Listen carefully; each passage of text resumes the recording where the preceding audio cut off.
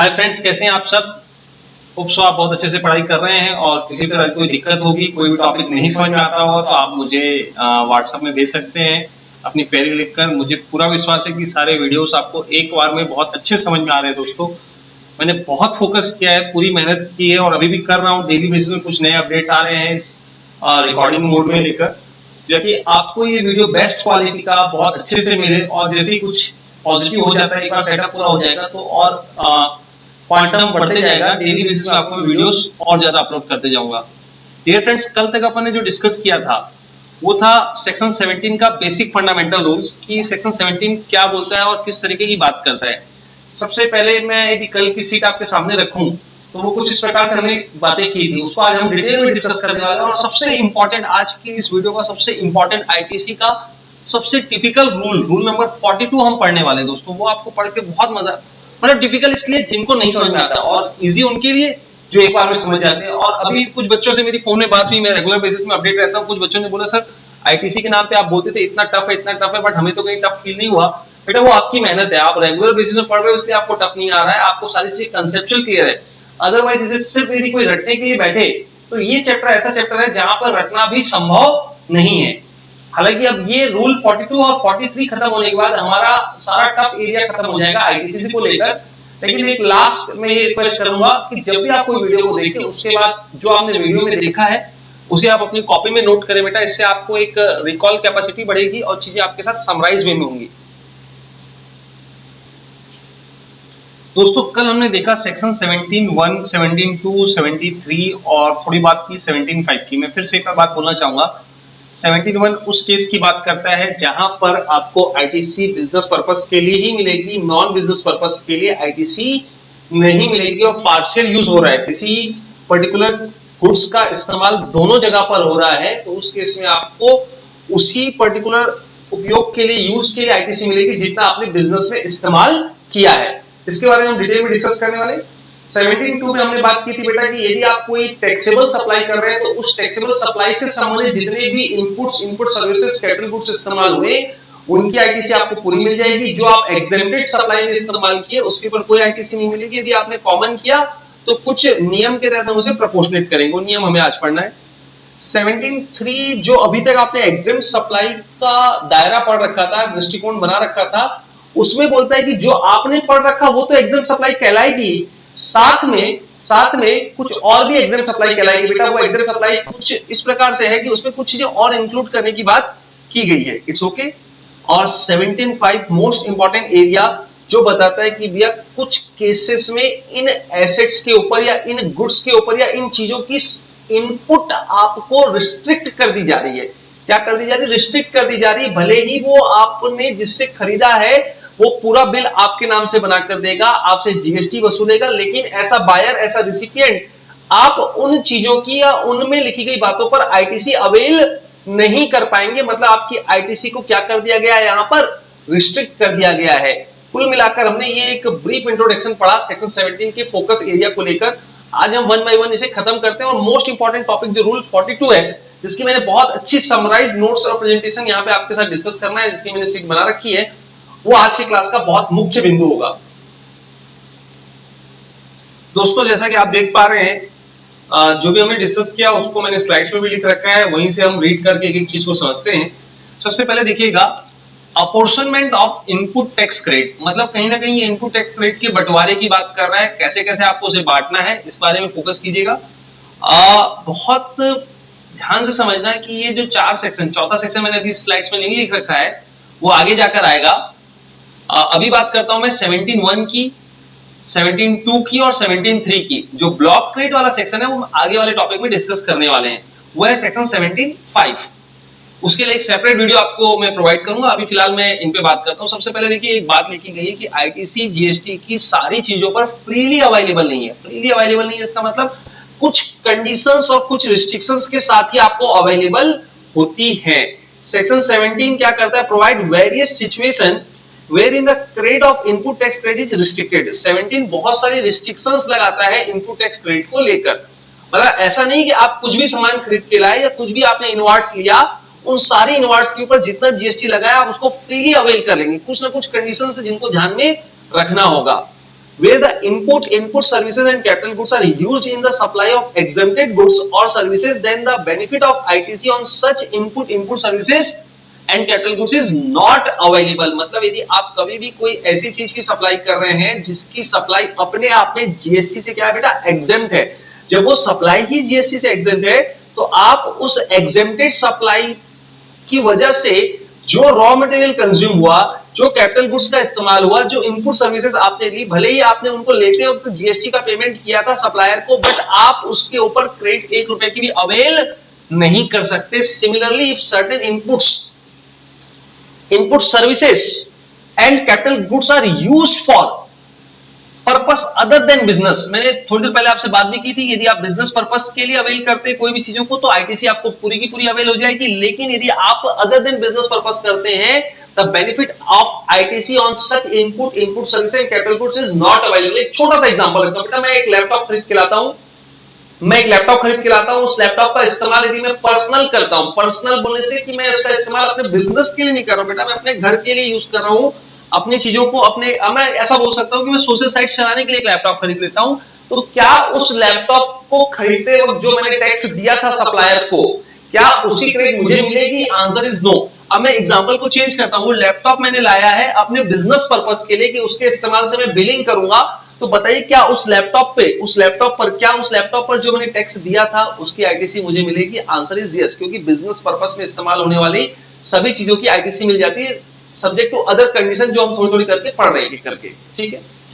Thus the benefit of ITC on account of GST paid on input services or capital goods shall only be available when such input services and capital goods are used for the business purpose, where such input services and capital goods are used partly, यहां से बहुत बड़ा मुद्दा है बेटा, partly for the business purpose and partly for the supply of exempted goods or services or both other than business purpose, the ITC shall be available on the extent, मतलब कितने तक की अवेलेबल होगी? Available to the extent such items बार बार बोल रहा हूं क्योंकि 3 चीजें इन्वॉल्व है इसमें, इनपुट्स मतलब मटेरियल, इनपुट सर्विसेज जो भी आपने सेवाएं ली हैं, और जो कैपिटल गुड्स मशीनों का इस्तेमाल किया, ये तीनों के ऊपर आईटीसी आपको उतनी ही मिलेगी जितनी आपकी use for the business purpose हुई है। It's okay. मतलब मैं आपको ये बताना चाहूंगा कि आईटीसी आपको आपके बिजनेस यूज पर ही मिलेगी, और दूसरी बात आपकी टैक्सेबल सप्लाई से संबंधित ही आईटीसी आपको अवेल होगी। इस चीज का विशेष ध्यान रखिएगा। यहां तक की बातें आपको बहुत आसानी से समझ में आ रही है, मैंने बेसिक इंट्रोडक्शन लिख रखा है, बाकी के करके हम सेक्शन की बात करेंगे। सेक्शन 17 सब सेक्शन 1 बोलता है कि कोई भी गुड्स या सर्विसेज, देखिए गुड्स सर्विसेज बोलूं तो उसमें मटेरियल भी आ गया और सारी चीजें आ गई, मशीनें भी आ गई, और सर्विसेज में अपने आप में जो भी आपके बिजनेस रिलेटेड या जो भी सर्विसेज है वो सारी की सारी सर्विसेज ब्रॉडली कवर है, सिवाय आपको इनपुट टैक्स क्रेडिट कब नहीं मिलेगी, ये बात सेक्शन 17 सब सेक्शन 5 में लिख दी गई है। सेक्शन 17 सब सेक्शन 5 क्या बोलता है? ब्लॉक क्रेडिट, ऐसी सिचुएशंस जहां पर आपको 1 रुपए की भी इनपुट टैक्स क्रेडिट लेने का अधिकार नहीं होगा, बाकी सारी कंडीशन पूरी होने के बावजूद भी, पूरी हो भी रही होंगी तो भी आपको 1 रुपए की भी आईटीसी लेने का अधिकार नहीं होगा। वो बातें लिखी गई सेक्शन 17(5) में। जैसे मैंने एक कैटेगरी में खत्म कर दिया, उसको एक नाम दे दिया मैंने ब्लॉक क्रेडिट्स, मतलब वो क्रेडिट क्या है बेटा? ब्लॉक है। It's okay. अब मैं बात करता हूं 17 सब सेक्शन 1 का, जो बात करता है कि input tax credit where the goods और services are used partly for the business purpose and partly for the business other than business. मतलब यहां पर आपकी गुड्स का इस्तेमाल दोनों जगह पर हो रहा है। किस किस जगह पर? एक तो हो रहा है जो बिजनेस पर्पस के लिए, और एक जो हो रहा है नॉन बिजनेस पर्पस के लिए। तो साफ साफ लिख दिया गया है सेक्शन 17(1) में। 17(1) को ध्यान रखिएगा, यहाँ पे एक सेक्शन का रेफरेंस दिया गया है। मैं कोशिश कर रहा हूँ कि ज्यादा से ज्यादा बातें आपके साथ सेक्शन वाइज हो सके। Where the goods or services or both are used by the registered person partly for the purpose of his business and partly for other purpose। मतलब other purpose का क्या एग्जांपल हो सकता है? सेल्फ कंजम्पशन के लिए। जैसे कि मैं 2 एसी एक साथ खरीदा एक दुकान से, उस सप्लायर से मैंने जो एसी खरीदा उसमें से एक एसी का इस्तेमाल अपने बिजनेस के लिए कर रहा हूँ और एक का इस्तेमाल अपने घर पे कर रहा हूँ। एक मैंने ऑफिस में लगा रखी है और एक मैंने अपने बेडरूम में लगा दी। अब बताइए कौन सी एसी बिजनेस पर्पस कहलाएगी और कौन सी एसी पर्सनल पर्पस कहलाएगी। आपको पता चल गया एक अपने आप में बिजनेस पर्पस है और एक पर्सनल है। तो साफ साफ लिख दिया गया। वो उस बिल में उसने दोनों एसी का बिल एक साथ बनाकर दे दिया। उसने मुझसे पूछा कि आप जीएसटी में रजिस्टर्ड हो? मैंने बोला हाँ, मेरी प्रैक्टिस पे मैंने जीएसटी नंबर ले रखा है। तो जीएसटी नंबर मैंने दिया, मेरे पास बिल बन के आ गया दोनों एसी का उसी जीएसटी नंबर में, और दोनों का टैक्स मेरे को वहां पे दिख रहा है। सेक्शन 16(1) की कंडीशन और 2 की कंडीशन और साथ में 17(1) को मैं याद करूं, तीनों चीजों को मैं यदि रीड करूं एक साथ, तो आपको पता चल गया होगा कि उस बिल में जो दो एसी के ऊपर जितना जीएसटी लगा है, बेटा मैं अमाउंट में नहीं जा रहा हूं, आपको कंसेप्ट में लेके चल रहा हूं, जितना भी जीएसटी लगा है उसमें से सिर्फ और सिर्फ आपको किसकी आईटीसी मिलेगी? जिस गुड्स का इस्तेमाल आपने बिजनेस में किया। मेरे एग्जांपल में दो में से एक का इस्तेमाल बिजनेस में किया गया और एक का इस्तेमाल घर पे किया गया, तो मेरे को आईटीसी उतनी मिलेगी जितनी attributable to the purpose of his business. मतलब जहां पर ये क्लियर कट ढूंढा जा सकता है कि मैंने 50% बिजनेस यूज किया, 50% मैंने पर्सनल यूज किया, तो मेरी आईटीसी कितनी हो जाएगी दोस्तों? 50%। अब मुद्दा ये आता है कि आपके मन में एक विचार आएगा, सर कब ऐसा आएगा जब हम ढूंढ नहीं पाएंगे तो क्या होगा? मैं बेटा उसके लिए थोड़ा इंतजार कीजिए। एक अच्छा रूल बना हुआ है जिसके अंदर हम ऐसी क्रेडिट का नाम देंगे कॉमन क्रेडिट। जब हम ढूंढ नहीं पाएंगे, ध्यान से सुनना बेटा, जब हम ढूंढ नहीं पाएंगे तो उसको हम कॉमन क्रेडिट का नाम देंगे। आगे बढ़ते, apportionment of input tax credit in case of goods and services used partly for the business purpose और पार्टली फॉर अदर पर्पस। जब आप उन दोनों को बांट पा रहे हैं, अपोर्शन कर पा रहे हैं पर्टिकुलर कि इतनी मेरी बिजनेस पर्पस के लिए इस्तेमाल हुई, इतनी मेरी अदर पर्पस के लिए, जब आप ये ढूंढ पा रहे हैं तो फिर आपको पता चल गया कि इतना अमाउंट की चीज बिजनेस में गई, इतनी अमाउंट की चीज पर्सनल के लिए गई, तो आपको आईटीसी अवेलेबल होगी सिर्फ उतने हिस्से की जितना हिस्सा आपने बिजनेस में इस्तेमाल किया, और जितना हिस्सा आपने अदर देन बिजनेस पर्पस इस्तेमाल किया उस पर कोई आईटीसी लेने का अधिकार नहीं होगा। एक छोटा सा एग्जांपल है, राहुल ओइंग बेकरी। राहुल कौन है? बेकरी के मालिक है। Provides the following information for the month of November 2019 के लिए उन्होंने ये इंफॉर्मेशन दी है। Total input tax credit in respect of milk products received 80,000। उसमें से 95% मिल्क का इस्तेमाल उन्होंने कहां किया? बिजनेस में किया, बेकरी में कुछ आइटम बनाने में, और 5% का इस्तेमाल उन्होंने पर्सनल नेचर का किया, जैसे कि आपने नेचर को मेंशन किया, birthday party of his daughter और सन, कुछ भी हो सकता है। अब बताइए उसको जो 80,000 रुपए की इनपुट टैक्स क्रेडिट बनी थी बेटा, उसमें से कितने की आईटीसी मिलेगी? तो मैं बताता हूं बेटा, क्लियर है। अभी देखिए यहाँ पे आप ढूंढ पा रहे हैं या क्वेश्चन ने आपको फिगर्स दे दिए हैं कि इतना परसेंट आपने बिजनेस में इस्तेमाल किया, इतना परसेंट आपने नॉन बिजनेस में इस्तेमाल किया। जब ये दिया हुआ है तो आपको एक रूल की जरूरत पड़ेगी ही नहीं। रूल तो तब आएगा जब आप ढूंढ नहीं पाते। मैं थोड़ी देर बाद रूल 42 की बात करने वाला हूं आज की इस वीडियो में। यहाँ पर क्लियर सेक्शन के सहारे आपका सॉल्यूशन निकल रहा है। सेक्शन 70 सबसेक्शन 1 क्या बोलता है? आईटीसी सिर्फ उसी की मिलेगी जो आपने बिजनेस में इस्तेमाल किया है। जो चीज आपने बिजनेस में इस्तेमाल की है उसी की आईटीसी मिलेगी। जो आपने अदर देन बिजनेस इस्तेमाल किया उसमें कोई आईटीसी नहीं मिलेगी। ऐसा ही एक सेक्शन 17(2) बना हुआ है जो बात करेगा किसकी? एग्जेम्प्ट सप्लाई की। देखिए दोस्तों, दो तरह की सप्लाई होती है, एक होती है एग्जेम्प्ट और एक होती है टैक्सेबल। मैं इसे पढ़ाने से पहले आपको एक चीज क्लियर कर दूं, टैक्सेबल सप्लाई वो सप्लाई है जिसको सप्लायर के द्वारा जब सप्लाई की जाएगी उसमें आउटपुट टैक्स आएगा। एग्जेम्प्ट सप्लाई गवर्नमेंट ने बना रखी है कि भैया ये सप्लाई एग्जेम्प्ट होगी, मतलब इनके सप्लाई करने पर कोई आउटपुट टैक्स नहीं आएगा। अब दोस्तों एक बात बहुत इंपॉर्टेंट है, एक बात बहुत इंपॉर्टेंट है। वो इंपॉर्टेंट बात ये है कि यदि आप एक्सपोर्ट करते हैं, यदि आप गुड्स का एक्सपोर्ट करते हैं, एक्सपोर्ट मतलब आप भारत के बाहर गुड्स को बेच रहे हैं, तो एक्सपोर्ट की स्थिति में एक्सपोर्ट को भी जीरो रेटेड सप्लाई माना है। फिर से मेरी बात को ध्यान सुनना है, एक्सपोर्ट को क्या माना है? Zero rated. जीरो रेटेड मानने की वजह से क्या होगा? ये जीरो रेटेड को और अच्छे से क्लियर कट लिख दिया गया। जीरो रेटेड सप्लाई को टैक्सेबल सप्लाई मानेंगे, मतलब भले ही उसका टैक्स जीरो आएगा लेकिन वो किसमें कैटेगराइज होगी? वो कैटेगराइज होगी आपकी टैक्सेबल सप्लाई में। इस बात को ध्यान रखना, जब हम इसे पढ़ेंगे तो इसका बहुत अच्छा इस्तेमाल होने वाला है। हाँ जी दोस्तों, बहुत ध्यान से सुनिएगा इस बात को। Apportionment of input tax rate where the goods and services are used partly for effecting taxable supply, और taxable supply में किसे इंक्लूड करना है आपको? इसमें इंक्लूड करना है आपको जीरो रेटेड सप्लाई को। जीरो रेटेड सप्लाई को भी इसमें इंक्लूड करके चलना है, ठीक है। अब मैं बात करता हूं कि पार्टली आप टैक्सेबल सप्लाई भी कर रहे हैं और पार्टली आप क्या कर रहे हैं? एग्जेम्प्ट सप्लाई भी कर रहे हैं। आप दोनों सप्लाई एक साथ कर रहे हैं। तो उस सप्लाई के दौरान आपको आईटीसी लेते हो क्या ध्यान रखना है, इसे बहुत ध्यान सुनना। सेक्शन 72 इसी की बात करता है, कल मैंने इसी पे डिस्कशन किया था। वेयर द गुड्स और सर्विसेज और both are used by registered person partly for effecting taxable supply including zero rate. मतलब आज से आप जीरो रेटेड को भी क्या मानेंगे, टैक्सेबल मानेंगे। और जीरो रेटेड सप्लाई का बेस्ट एग्जांपल क्या है, एक्सपोर्ट। बात करेंगे आने वाले लेक्चर्स में इसके ऊपर भी, लेकिन अभी आप एक जीरो रेटेड सप्लाई का बेस्ट एग्जांपल क्या है, exports. It's okay. Zero rated supplies under this act, और जहां सीजीएसटी एक्ट की बात की जाती है वहां आईजीएसटी एक्ट भी लगभग वैसी बात करता है और एसजीएसटी एक्ट भी वैसी बात करता है। तो मैं मेन कंटेंट को पढ़ता हूं, एक्ट तो हर जगह पे आपको सेम बात मिलेगी, तो मैं मेनली अपन जो भी पढ़ रहे हैं सीजीएसटी एक्ट को बेस मानकर पढ़ रहे हैं। और ऐसी ही बात, इसी का ही सिमिलर वर्जन, सिमिलर प्रोविजंस आपको किसमें मिलेंगे, रिस्पेक्टिव स्टेट एक्ट में और आईजीएसटी एक्ट में। And partly for affecting exempt supply under the said acts. इसी एक्ट के तहत आप कुछ ऐसी सप्लाई कर रहे हैं जो एग्जेम्प्ट है, ठीक है। तो बोला गया है credit shall be restricted to so much of the input as attributable. किसकी बात कर रहे हैं भाई साहब, फिर से हम, as attributable to the said taxable supply and including zero rated supply.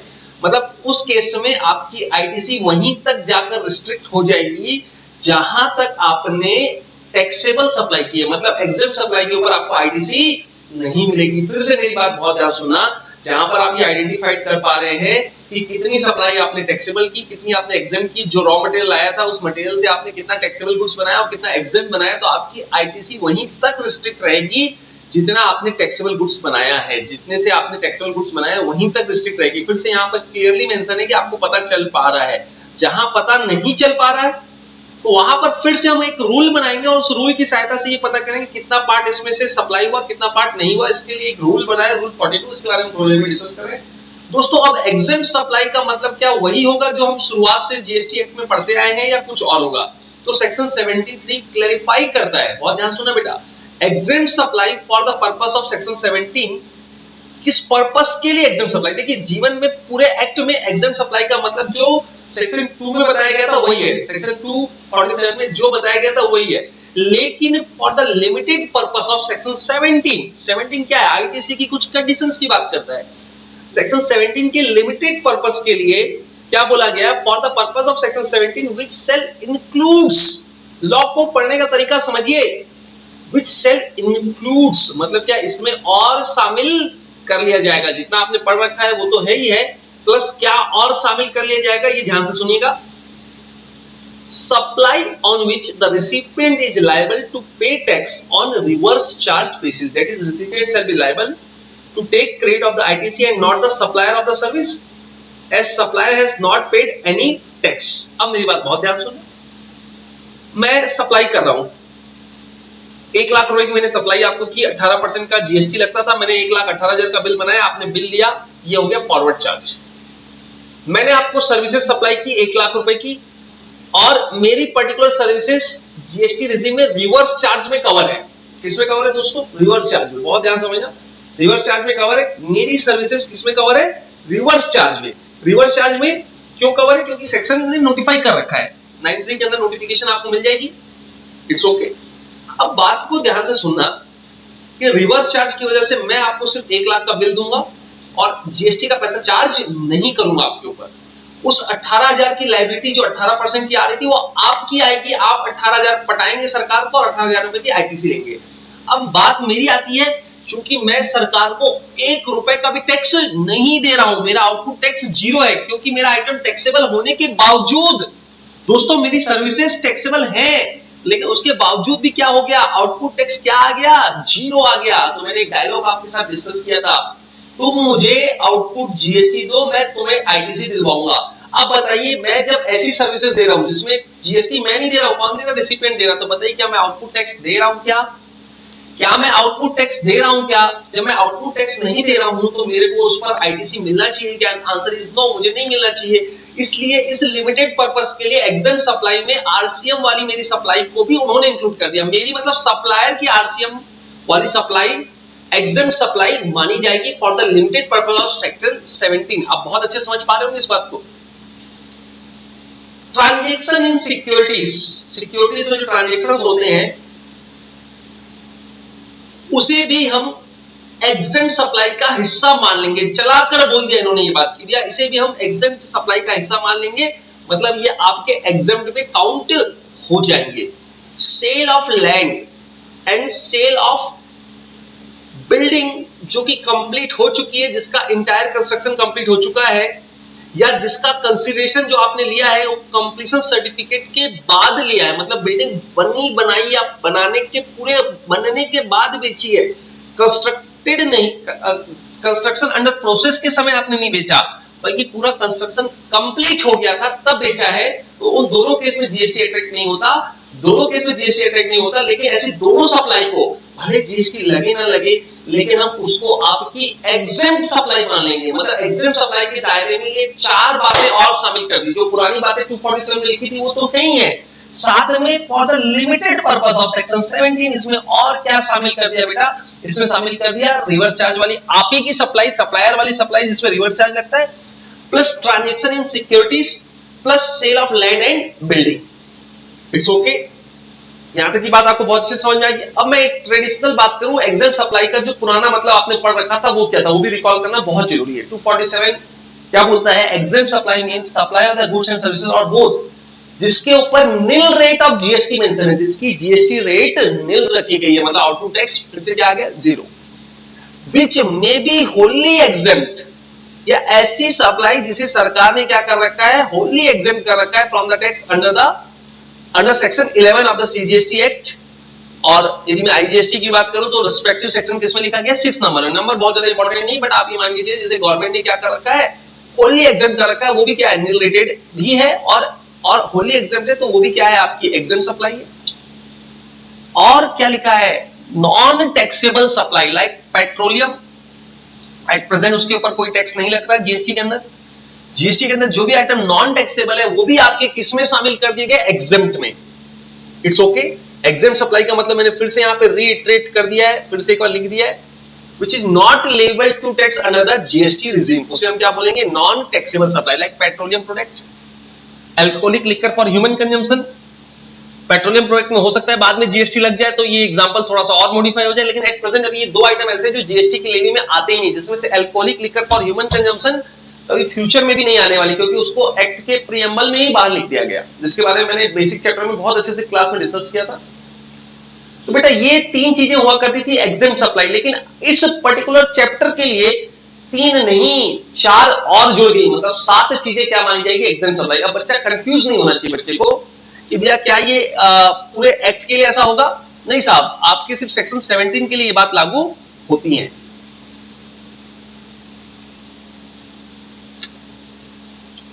फिर देखिएगा एक्सप्रेशन लिखी गई है जिसमें ये बोला गया, for the purpose of section 17(3) the expression value of exempt supply shall not include the value of activity or transaction specified in schedule 3। schedule 3 में जो बातें, अच्छा schedule 3 किसी को याद आए तो मैं एक लाइन में कंक्लूड करूं तो नेगेटिव लिस्टेड आइटम जो कि ऐसी एक्टिविटीज या ट्रांजैक्शन है जिसे ना तो सप्लाई ऑफ गुड्स माना गया ना ही सप्लाई ऑफ सर्विस माना गया।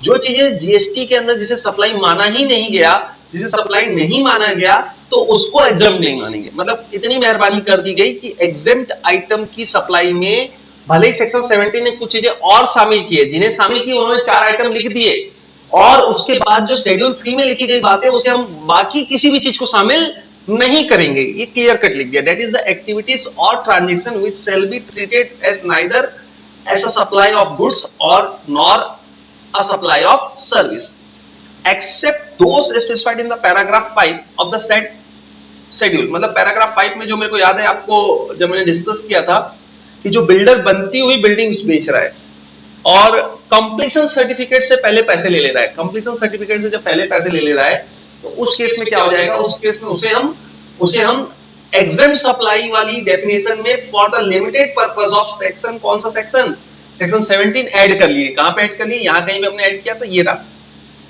बाकी कोई भी चीज वहां से यहां पे शामिल नहीं होगी। It's okay. Apportionment of input tax rate in the case of goods and services used partly for effecting taxable supply, including zero rated supply, और partly for effecting exempt supply, that is non-taxable supply, exempt supply और new rated supply. बताइए किस case में ITC मिलेगी, case ए में या case B में? Sir answer is very clear, जब आप exempt सप्लाई में किसी इनपुट्स का, सर्विसेज का, कैपिटल गुड्स का इस्तेमाल कर रहे हैं तो वहां पर आईटीसी आपको अवेलेबल नहीं होगी, जबकि ITC available to the extent goods and services are used for the affecting taxable supply including the zero rate. जिस हद तक आप टैक्सेबल सप्लाई दे रहे हैं उसमें जितनी हद तक की चीजें इस्तेमाल हुई हैं उन सब की क्रेडिट आपको मिलेंगी. इट्स ओके, यहां तक की बातें समझ में आ रही हैं? अब मैं एक एग्जांपल डिस्कस करता हूं, बहुत ध्यान सुनिएगा बेटा. Raghu a registered person provide the following information for the month of November 2019. एक महीने के लिए उन्होंने information the. Eligible input tax credit in respect of services, services को लेकर उसके पास कितनी की एलिजिबल इनपुट टैक्स क्रेडिट दिख रही है? 1,50,000 की. Taxable supply excluding zero rated supply, आपने जितना भी सप्लाई नवंबर महीने में किया उसमें से आपकी टैक्सेबल सप्लाई जीरो रेट को छोड़कर कितनी थी बेटा? 8 लाख. एक्सपोर्ट्स हुआ है 4 लाख का. अच्छा एक बात बताइए, एक्सपोर्ट्स को कौन सी सप्लाई बोलते हैं? मैंने थोड़ी देर पहले बोला था वो जीरो रेटेड सप्लाई है. और जीरो रेटेड सप्लाई को आप किस कैटेगरी में रखेंगे, टैक्सेबल में या एग्जेम्प्ट में? जीरो रेटेड को आपको रखना है टैक्सेबल में. मतलब इस एग्जांपल में 8 लाख और 4 लाख मिलाकर कितने का? 12 लाख का टैक्सेबल सप्लाई हुआ है. एग्जेम्प्ट सप्लाई हुई है आपकी 3 लाख की, और 1 लाख की ऐसी सप्लाई हुई है जिसके ऊपर टैक्स की लायबिलिटी हमारी नहीं आएगी. किसकी आएगी बेटा? रिसिपिएंट की आएगी. और टोटल सप्लाई इन सब का टोटल करें तो 16 लाख रुपए होता है. ठीक है, यहां तक की बात आपको समझ में आ रही होगी बहुत अच्छे से.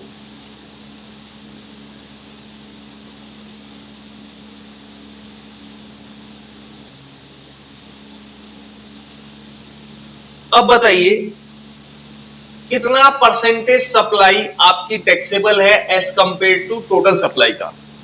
मुझे दिख रही है 8 लाख रुपए की ये वाली सप्लाई मेरी टैक्सेबल है और 4 लाख रुपए की ये वाली सप्लाई मेरी टैक्सेबल है. 8 और 4 12 लाख रुपए की टैक्सेबिलिटी है और 16 लाख रुपए क्या है? टोटल सप्लाई है. तो 75% सप्लाई मेरी क्या है? As attributable for the purpose of taxable supply. और अभी आपने पढ़ा भी कि मेरे को आईटीसी जो 1.5 लाख रुपए उसमें से कितनी मिलेगी? 75%, दैट इज 1,12,500. इट्स ओके, यहां तक की बात बहुत अच्छे से समझ में आ रही होगी आपको. ये बहुत बेसिक एग्जांपल है क्योंकि अभी तक यहाँ पर क्लियरिटी के साथ लिखा गया कि इतने की एग्जेम्प्ट सप्लाई हुई है और इतने की आपकी क्या हुई है? टैक्सेबल सप्लाई हुई है. और यहाँ पे ये माना गया है जो गुड्स है वो उसी प्रोपोर्शनेट में इस्तेमाल हुए हैं. अब जो आप पढ़ने जा रहे हैं सी नंबर का पॉइंट बहुत ही रिलेवेंट है. इसे जितना मैं इंपॉर्टेंट बोलूं उतना ही कम है. टेक्निकल है थोड़ा सा, बट ध्यान से सुनिएगा, सारी बातें समझ में आएगी. क्या लिखा? Apportionment of input tax credit where the goods and services are used partly for effecting taxable supply including zero rate supply and partly for other purpose or partly for exempted supply. ये जो बात कर रहा है ये बहुत खतरनाक तरीके से बात कर रहा है कि भैया आपकी इनपुट टैक्स क्रेडिट का बंटवारा आप कैसे करेंगे? Where goods and services are partly for effecting taxable supply and partly for other purpose और पार्टली फॉर एग्जेम्प्ट सप्लाई. मतलब जो आप इनपुट्स के इस्तेमाल कर रहे हैं या जो भी चीजों का आप इस्तेमाल कर रहे हैं उसका एक हिस्सा एग्जेम्प्ट सप्लाई में इस्तेमाल होता है, एक हिस्सा अदर देन बिजनेस पर्पस के लिए इस्तेमाल होता है, और बाकी चीजें किस में इस्तेमाल होती है? आपकी टैक्सेबल सप्लाई में. यहां पर मतलब ये हो गया कि प्रोपोर्शनेट क्लियरिफाई नहीं है, तो उस केस में आप आईटीसी का बंटवारा कैसे करेंगे? इसके लिए हमने रूल 42 बना रखा है. पहले थोड़ा सा रीड करते हैं इसके ऊपर. The input tax credit in respect of input tax paid on inputs and input services. ध्यान से सुनना बेटा, रूल 42 बना हुआ है कैपिटल गुड्स को छोड़कर इनपुट्स और इनपुट सर्विसेज के लिए. कैपिटल गुड्स के लिए रूल अलग से बना है, उसका रूल का नाम है 43. थोड़ी देर बाद अगले वीडियो में उसी पे डिस्कस करेंगे, अभी इसकी बात करते हैं. The input tax credit in respect of input tax paid on input and input services being partly used. ध्यान से सुनना बेटा, यहां पे इनपुट टैक्स और इनपुट सर्विसेज का इस्तेमाल किया गया है, जबकि कैपिटल गुड्स मिसिंग है। और अभी तक जितने भी सेक्शन पहले पढ़े थे वहां पे तीनों पर बात एक साथ हो रही थी। क्योंकि बेटा आपको पता है इनपुट्स और इनपुट सर्विसेज के लिए रूल 42 बना है, कैपिटल गुड्स के लिए एक अलग से सेपरेट रूल बना है, उसका नंबर है रूल 43। थोड़ी देर बाद हम डिस्कस करेंगे, कोई दिक्कत नहीं। रूल 42 क्या बोलता है इसे बहुत ध्यान से समझना है। The input tax credit in respect of input tax paid on inputs and input services being partly used for purpose of business and partly for other purpose। मतलब कुछ हिस्सा बिजनेस में इस्तेमाल हो रहा है और कुछ हिस्सा अदर देन बिजनेस में इस्तेमाल हो रहा है। और partly used for effecting taxable supply including zero rate supply and partly for effecting exempt supply shall be attributable to the purpose of business or for effecting taxable supply in the following manner। इन्होंने तरीका बता दिया, जहां पर आप credit को clearly identify नहीं कर पा रहे हैं तो वहां पर आप रूल 42 अप्लाई करेंगे और रूल 42 अप्लाई करके आप प्रोपोर्शनेटली बांटेंगे। और बांटने का तरीका कुछ अलग तरीके से डिस्कस किया गया है। अच्छा बेटा, आप लोगों ने एक चीज देखा होगा, जब आप केमिस्ट्री पढ़ा करते थे तो H2, C2, C1, B1 बहुत सारी चीजें आती थी। अब कुछ बच्चे बोलेंगे सर ये तो हमें परेशान करती थी सर, उसी तरह से आज हम कॉमर्स में बैठे हैं। तो बेटा इस कमी को पूरा करने के लिए, इस रूल को समझाने के लिए मैंने कई जगह ऐसे वर्ड्स का इस्तेमाल किया है जो आपको केमिस्ट्री की याद दिलाएंगे बेटा। लेकिन ये केमिस्ट्री आपके सब्जेक्ट की केमिस्ट्री नहीं है, बल्कि ये टॉपिक की केमिस्ट्री है। ये टॉपिक को समझाने में आपकी मदद करेंगे। मैं उन बच्चों को फिर से बोलूंगा जिन्हें केमिस्ट्री में डर लगता था, डरने की कोई बात नहीं है। ये रूल को समझने के लिए मैंने कुछ वर्डिंग्स को इजी में कन्वर्ट किया है। थोड़ी देर में आप देखेंगे इसे। अब बात ये आती है सर रूल 42 कैसे काम करेगा। रूल 42 बेटा बहुत सिस्टमेटिक तरीके से बात करता है। एक छोटा सा डायग्राम मैंने इसके लिए बनाया है, ध्यान से देखिएगा इसे। उसका सीधे मैं अपनी नोटबुक से कुछ बातें आपको समझाऊंगा, फिर अपन रीडिंग करेंगे। रीडिंग करने में बहुत ज्यादा समय नहीं लगता बेटा, जब चीजें हमें समझ में आ जाती है तो पढ़ने में बड़ा मजा आता है। फिलहाल ये डायग्राम हम समझते हैं, ध्यान से देखिएगा। इनपुट टैक्स क्रेडिट के बारे में बात कर रहा हूं। इनपुट टैक्स पेड, दो चीजें लिखी बेटा, input and input services. What about the capital goods, मैंने थोड़ी देर पहले बताया रूल 42 कैपिटल गुड्स के ऊपर लागू नहीं होता। दिमाग से निकाल देना भैया, कैपिटल गुड्स के लिए अलग से रूल बना है, इसलिए ये रूल लागू नहीं होता। चलिए यहां तक की बात मैं उम्मीद करता हूं आपको बहुत अच्छे समझ में आ गई। अब चार अलग अलग बॉक्स बना है। पहला box exclusively used or intended to be used for non-business purpose or exclusively used for exempt supply। मैं कुछ ऐसे मटेरियल ले आया बेटा जिसका इस्तेमाल एक्सक्लूसिवली, पूरा का पूरा बंच का बंच कहां इस्तेमाल होगा, नॉन बिजनेस पर्पस में, या फिर ऐसी सप्लाई में इस्तेमाल होगा कि वो अपने आप में एग्जेम्प्ट है। अब आप मुझे बताइए क्या इन दोनों सिचुएशन में उन इनपुट या इनपुट सर्विसेज की क्रेडिट मुझे मिलेगी क्या? Answer is ITC is not available. ये आईटीसी कभी भी अवेलेबल नहीं होगी, यहां पर आईटीसी नहीं मिलेगी। एक पिक्चर क्लियर हो गई। ब्लॉक क्रेडिट सेक्शन 17(5) में बताई गई है। मैंने आपके साथ बात की थी कि ब्लॉक क्रेडिट ऐसी क्रेडिट होती है जिसका विधिवत जीएसटी चार्ज किया जाता है। सप्लायर आपसे पूरे जीएसटी के पैसे वसूलेगा, आपको बिल भी बना के देगा, आप उस माल को लेकर आएंगे, माल को रिसीव भी करेंगे और आप उसको अपने क्रेडिट लेजर में भी देख सकेंगे। इलेक्ट्रॉनिक क्रेडिट लेजर में वो आइटम दिख भी रहा होगा, वो अमाउंट भी दिख रही होगी कि आपने इतने रुपए का इस तारीख को ये सामान या ये चीज खरीदा जिसका इतने का आईटीसी बन रहा है। लेकिन भाई साहब सावधान, खबरदार, आप 17(5) के आइटम्स की आईटीसी कभी भी नहीं ले सकते। आप एक बात बहुत ध्यान से समझना, 17(5) की आईटीसी आप ले ही नहीं सकते, क्योंकि लॉ मेकर ने उसे क्या कर रखा है बेटा, प्रोहिबिट कर रखा है। तो बताइए क्या आप कुछ ऐसी चीज ले आए जो सेक्शन 17(5) में मेंशन है, क्या उसकी आईटीसी आपको मिल सकती है क्या? अभी तो आपको याद होगा क्योंकि मैंने बताया 17(5) पे आईटीसी आप नहीं ले सकते। चलिए दो मुद्दे क्लियर हो गए। अब मैं कुछ ऐसे आइटम लेके आया बेटा, ऐसे आइटम लेके आया जिस आइटम का पूरा इस्तेमाल मैं टैक्सेबल सप्लाई में कर रहा हूं। रॉ मटेरियल 100 केजी लेके आया और 100 केजी को मैंने आउटपुट 100 केजी बनाने में इस्तेमाल कर दिया और आउटपुट भी टैक्सेबल है, तो मेरा 100 केजी का रॉ मटेरियल टैक्सेबल सप्लाई में चला गया या नहीं चला गया। अब मैं आपसे पूछता हूं, क्या ऐसे आइटम पर आईटीसी प्रोपोर्शनेट मिलेगी, नहीं मिलेगी, कि पूरी मिलेगी? आंसर इज पूरी आईटीसी मिल जाएगी। समस्या कहां है? समस्या थी बेटा कॉमन इनपुट टैक्स क्रेडिट। ध्यान से सुनना, common input tax credit in relation to taxable supply, exempt supply and for the purpose of other than business. मतलब मैंने कुछ ऐसे मटेरियल्स ले आए, मैं कुछ केमिकल्स ले आया बेटा, केमिकल्स, उस केमिकल्स का इस्तेमाल करके जो मैं प्रोडक्ट बनाता हूं, उस प्रोडक्ट के 3 इस्तेमाल हैं। एक जो प्रोडक्ट बन रहा है वो टैक्सेबल है, दूसरा जो प्रोडक्ट बन रहा है वो किसी कारण से गवर्नमेंट ने उसे स्वच्छता के अभियान के तहत किसी और कारण से उसे नोटिफाइड कर दिया कि वो एग्जेम्प्ट है। केमिकल 100 लीटर लाया मैं, 100 लीटर में से 80 लीटर मैंने बिजनेस यूज किया, 20 लीटर में अपने घर में ले गया सफाई के लिए, किसी और रीजन से, जो भी रीजन हो, आप उस रीजन पे ना जाए, मैं एक एग्जांपल ले रहा हूं, फिक्टिशियस एग्जांपल है। 100 लीटर का केमिकल लाया, जिस दुकानदार से मैंने 100 लीटर खरीदा था उसने 100 लीटर की जो वैल्यू बन रही थी 1 लाख रुपए, उस 1 लाख के ऊपर पूरा 18% का जीएसटी चार्ज कर दिया। अब ध्यान से सुनना दोस्तों, ध्यान से सुनना, बहुत ध्यान से। 1 लाख के ऊपर 18% का जीएसटी भाई साहब ने लगाकर मुझे बिल बनाकर भेज दिया। अब मैं क्या करूं बेटा, मैंने 100 लीटर खरीदा है, अब मैं उसको आइडेंटिफाइड कर रहा हूं कि वो क्या है, कितना मैं बिजनेस इस्तेमाल कर रहा हूं, कितना नहीं कर रहा हूं। तो मैंने देखा भैया कुछ हिस्सा बिजनेस में इस्तेमाल हुआ और कुछ हिस्सा घर चला गया, नॉन बिजनेस इस्तेमाल।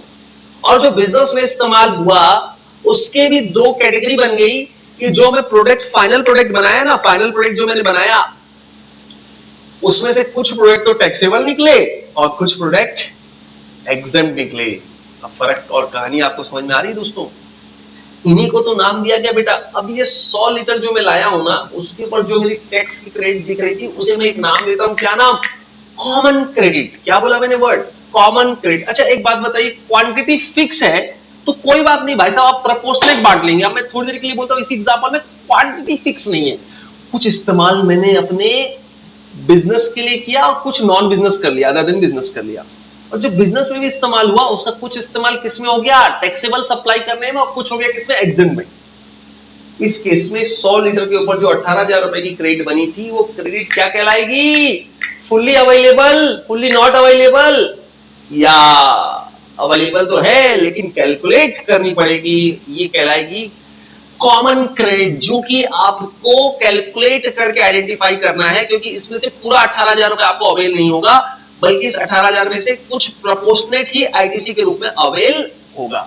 ये बॉक्स आपका रूल 42 का बेसिक इंफ्रास्ट्रक्चर बना रहा है। यहां तक की बातें आपको बहुत अच्छे समझ में आ रही होगी, होप सो।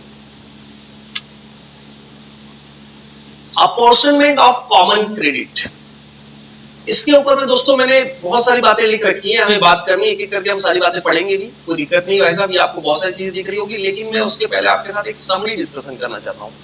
ये देखिए मैंने इसकी पूरी एक समरी बना दी है, एक समराइज पिक्चर, जो शायद आपको एक स्लाइड में नहीं दिख रही होगी, कोई बात नहीं, मैं इसे उम्मीद करता हूँ कि आप इसे देख पाए, कम से कम जानकारी हो जाए। मैं इसे अभी कुछ भी नहीं पढ़ रहा हूँ, मैं इसे सबको डायग्रामेटिक प्रेजेंटेशन में अपनी नोटबुक्स के थ्रू समझाना चाहूंगा, ताकि आपको समझ में बहुत मजा आए। बहुत बहुत ध्यान से समझना बेटा, यदि समझ गए तो एक बार में कंसेप्ट आपका, और नहीं समझे तो कई बार में भी वही डाउट आएगा जो आता है सबको। दोस्तों इससे पहले मेरे पास जब भी क्रैश बैच के स्टूडेंट आते थे वो एक ही चीज बोलते सर, पूरा जीएसटी एक तरफ और ये रूल एक तरफ। ये मुझे बिल्कुल भी नहीं समझ में आता। आज दोस्तों मोस्ट अवेटेड वेटिंग रूल जो आपका मैं आपके साथ डिस्कस कर रहा था, रूल 42। रूल 42 आपको दिख रहा होगा बहुत क्लियर। ये रूल अप्लाई होता है और अपॉर्शनमेंट, इसका अपॉर्शनमेंट ऑफ कॉमन क्रेडिट्स, इसके रिस्पेक्ट में ध्यान दीजिएगा। मैं अब इनपुट को आई लिखता हूं, इनपुट सर्विसेज को आई ऑब्लिक एस लिखता हूं, और कैपिटल गुड्स जब भी मुझे लिखना होगा तो C oblique G capital goods लिखता हूं। इन चीजों पर इनपुट्स आपको मिलता है। तो रूल 42 जो है बेटा सबके ऊपर लागू होता है, लेकिन किसके ऊपर लागू नहीं होता? कैपिटल गुड्स के ऊपर लागू नहीं होता। और सबसे बड़ी बात ये एप्लीकेबल किसके लिए होता है? कॉमन क्रेडिट को लेकर ही एप्लीकेबल होता है। कॉमन क्रेडिट जिसको कि आप क्लियर कट आइडेंटिफाइड नहीं कर पा रहे हो किसी किसी सप्लायर के यहाँ जो क्रेडिट कॉमनली इस्तेमाल हुए हो, कुछ उसका इस्तेमाल एग्जेम्प्टेड में हुआ, कुछ इस्तेमाल टैक्सेबल में हुआ, कुछ इस्तेमाल उसका नॉन बिजनेस पर्पस के लिए हुआ, उस केस में रूल 42 को अप्लाई करते हुए आप ये निकालते हैं कि कितनी कॉमन क्रेडिट एलिजिबल हो रही है आईटीसी के लिए और कितना पार्ट इन एलिजिबल हो रहा है प्रोपोर्शनेट निकालने के लिए। बहुत ध्यान समझना दोस्तों, यहाँ तक की बात मैंने जो बताई बहुत बेसिक थी। अब जो सुनने जा रहे हैं बहुत टेक्निकल, एक छोटे से एग्जांपल्स के साथ मैं आपके साथ कुछ बातें करूंगा, आपके दिमाग में रूल 42 बहुत अच्छे से एक पिक्चर बना लेगा। मैं शुरुआत करता हूं बेटा इलेक्ट्रॉनिक क्रेडिट लेजर से। मैंने बताया था जो भी इनवॉइसेस मैं रेसिपिएंट मिस्टर ए ने जितने भी लोगों से माल परचेज किया बेटा, मिस्टर ए ने जितने भी लोगों से माल परचेज किया है या जो भी सेवाएं ली है, इनपुट सर्विसेज ली हैं, उन सब की इंफॉर्मेशन जो उनके सप्लायर है, मिस्टर ए के जो सप्लायर है वो सभी लोग 10-15 लोग, 100 लोग, 200, 150 जितने भी लोग होंगे, मैं एग्जांपल लेता हूँ, मान लेते हैं ऐसे 10 लोग हैं, तो 10 के 10 सप्लायर अपना जीएसटी रिटर्न भरेंगे और जीएसटी रिटर्न भरेंगे तो जीएसटीआर 1 में वो एक इंफॉर्मेशन डालेंगे कि मैंने इस तारीख को इतने रुपए का माल इस व्यक्ति को बेचा है जिसका जीएसटीआर नंबर ये था। मतलब वो 10 लोग जो अपना जीएसटीआर 1 अपलोड करेंगे, उन 10 के 10 जीएसटीआर 1 में एक फिगर्स मिस्टर ए के नाम से भी रिफ्लेक्ट होगी। जैसे ही वो जीएसटीआर 1 में फिगर्स डालकर अपलोड करेंगे आपके सप्लायर, आपके यहाँ एक 2A जनरेट हो जाएगा, जीएसटीआर 2A जनरेट हो जाएगा जो ऑटो पॉपुलेटेड मोड में काम करेगा। इसमें काम करेगा बेटा ऑटो पॉपुलेटेड मोड में, मतलब जिसके अंदर जिन 10 लोगों ने आपके नाम से आउटवर्ड सप्लाई दिखा रखी है वो आप में inward supply automatically portal reflect कर देगा जीएसटीआर 2 में। अब ध्यान से सुनना बेटा, जीएसटीआर 2A में आपके नाम से जितनी भी सप्लाई हो रखी है रजिस्टर्ड पर्सन के द्वारा वो सारी की सारी दिखेगी। अब आपको उसमें से आइडेंटिफाई करना है कि कौन सी सप्लाई एलिजिबल है और कौन सी सप्लाई इनएलिजिबल है, कौन सी supply exclusively non business purpose में इस्तेमाल हुई, कौन सी ऐसी सप्लाई जो इनवर्ड्स आई है जो एक्सक्लूसिवली एग्जेंटेड में इस्तेमाल हुई और कौन सी ऐसी सप्लाई है जो कॉमनली इस्तेमाल हुई। ये बात बहुत ध्यान समझना, बहुत सारी बातें एक साथ बोल रहा हूँ, आराम से समझिएगा। मतलब आप अब फिल्टर लगा रहे हैं अपनी सारी इनवर्ड्स के ऊपर, क्या लगा रहे हैं बेटा, फिल्टर लगा रहे हैं। फिल्टर लगाकर डाटा निकाल रहे हैं कौन सी ऐसी सप्लाई है, कौन सी ऐसी सप्लाई है जो आपके बिजनेस में एक्सक्लूसिवली टैक्सेबल सप्लाई के लिए हुई, पहली बात।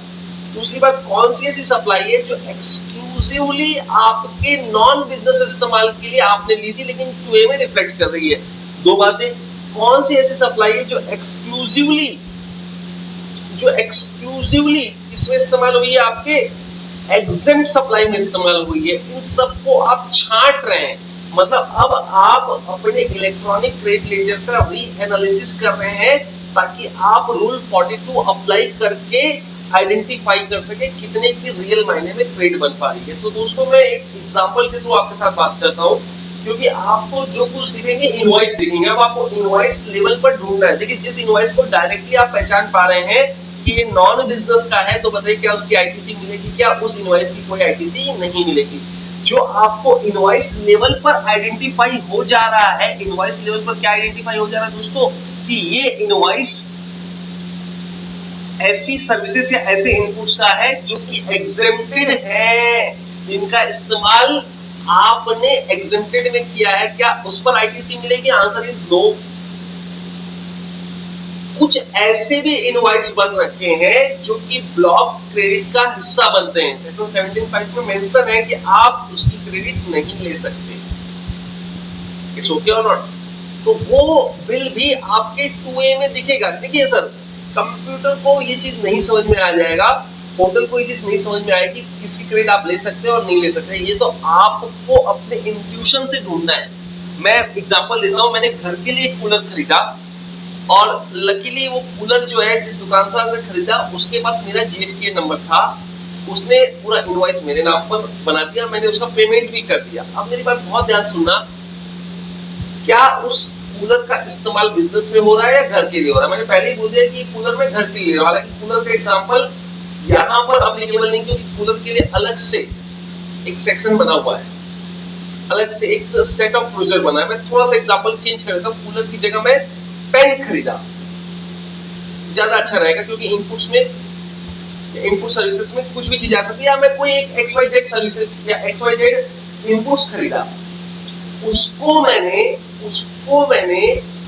बिजनेस यूज नहीं करना है, क्या करना है, नॉन बिजनेस इस्तेमाल करना है। क्या बताइए, सामने वाले दुकानदार को जिससे मैंने माल खरीदा था, उसको मैंने अपना GST नंबर दे रखा है, तो व्यक्ति क्या करेगा, अपने आउटवर्ड्स की इंफॉर्मेशन में मेरा नाम लिखेगा। उसने विधिवत सही तरीके से GSTR1 डाल दिया, जैसे उसने GSTR1 डाला, मेरे यहाँ क्या दिखेगा, अरे बेटा GSTR1 कुछ नहीं, सामने वाले ने बैटिंग की।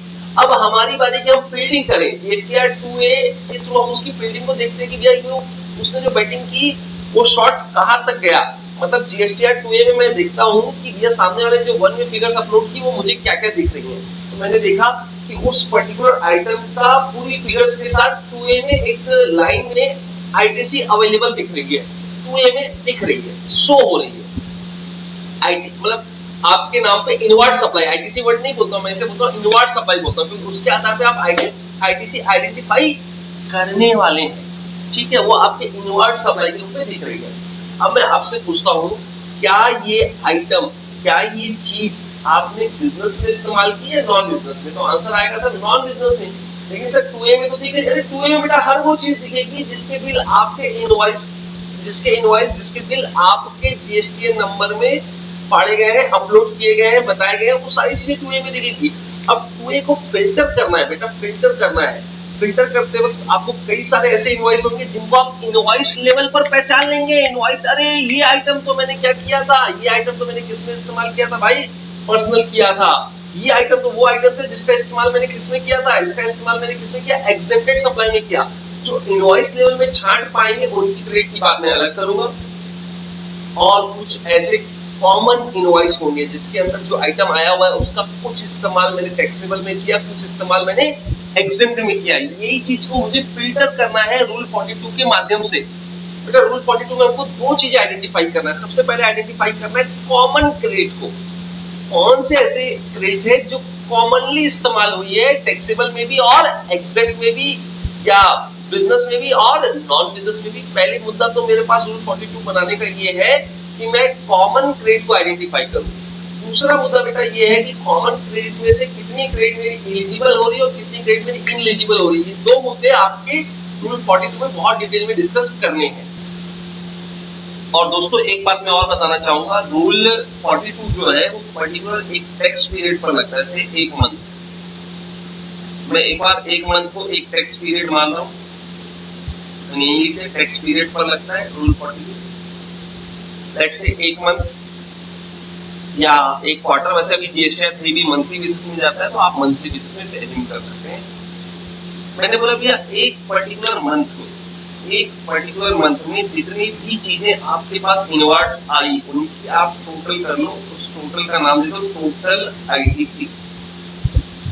इसके अंदर आपको पता है वो सारे 10 बिल हैं जो आपके नाम से रिफ्लेक्ट किए गए हैं। बातें समझ में आ रही है बहुत अच्छे से? मैं उम्मीद करता हूँ कि आप चीजों को बहुत अच्छे से समझ पा रहे होंगे।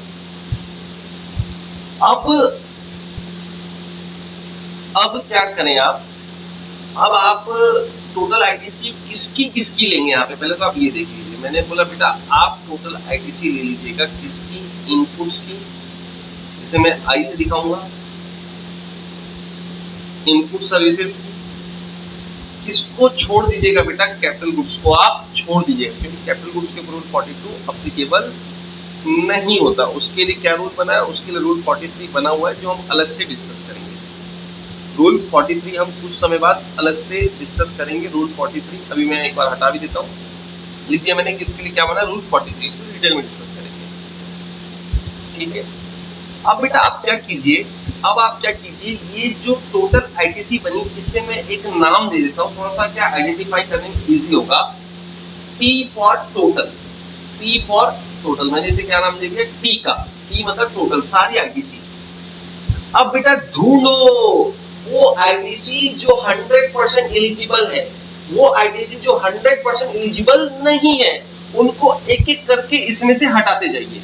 मान लेते हैं ये 10 इनवॉइस थे, मैं यहाँ पे 10 इनवॉइस लिख दिया। उन 10 इनवॉइस में से मैं इनवॉइस लेवल पे फिल्टरिंग कर रहा हूँ। सबसे पहले मैं उन्हें हटा रहा हूँ जो एक्सक्लूसिवली इसमें इस्तेमाल हुए, नॉन बिजनेस में इस्तेमाल हुए।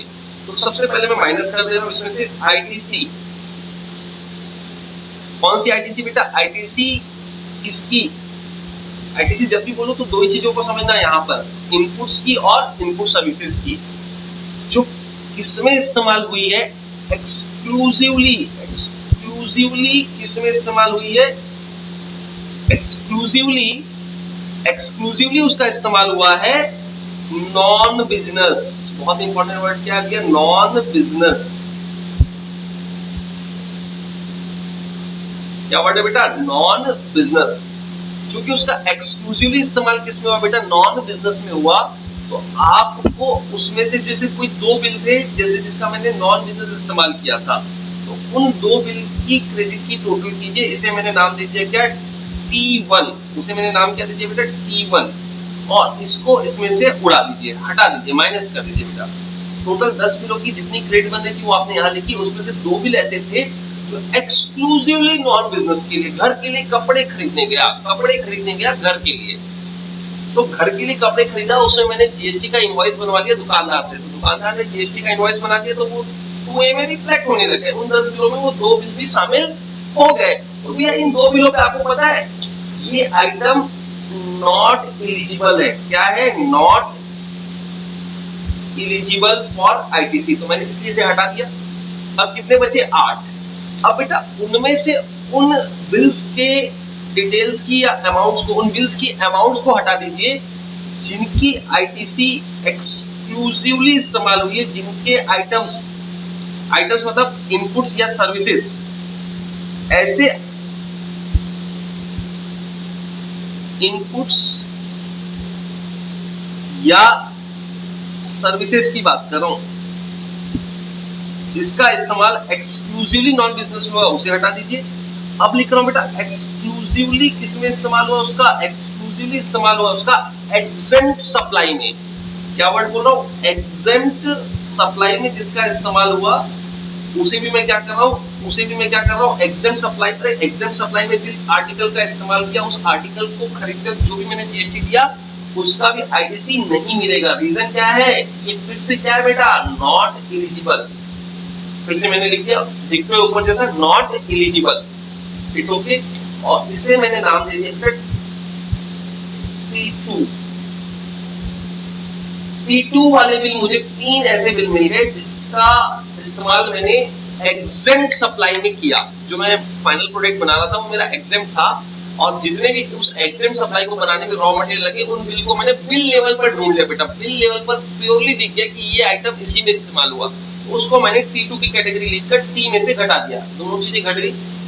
अब कितने इनवॉइस बचे मेरे पास? अब मेरे पास इनवॉइस बच गए 5। अभी भी रुकना, संभलना।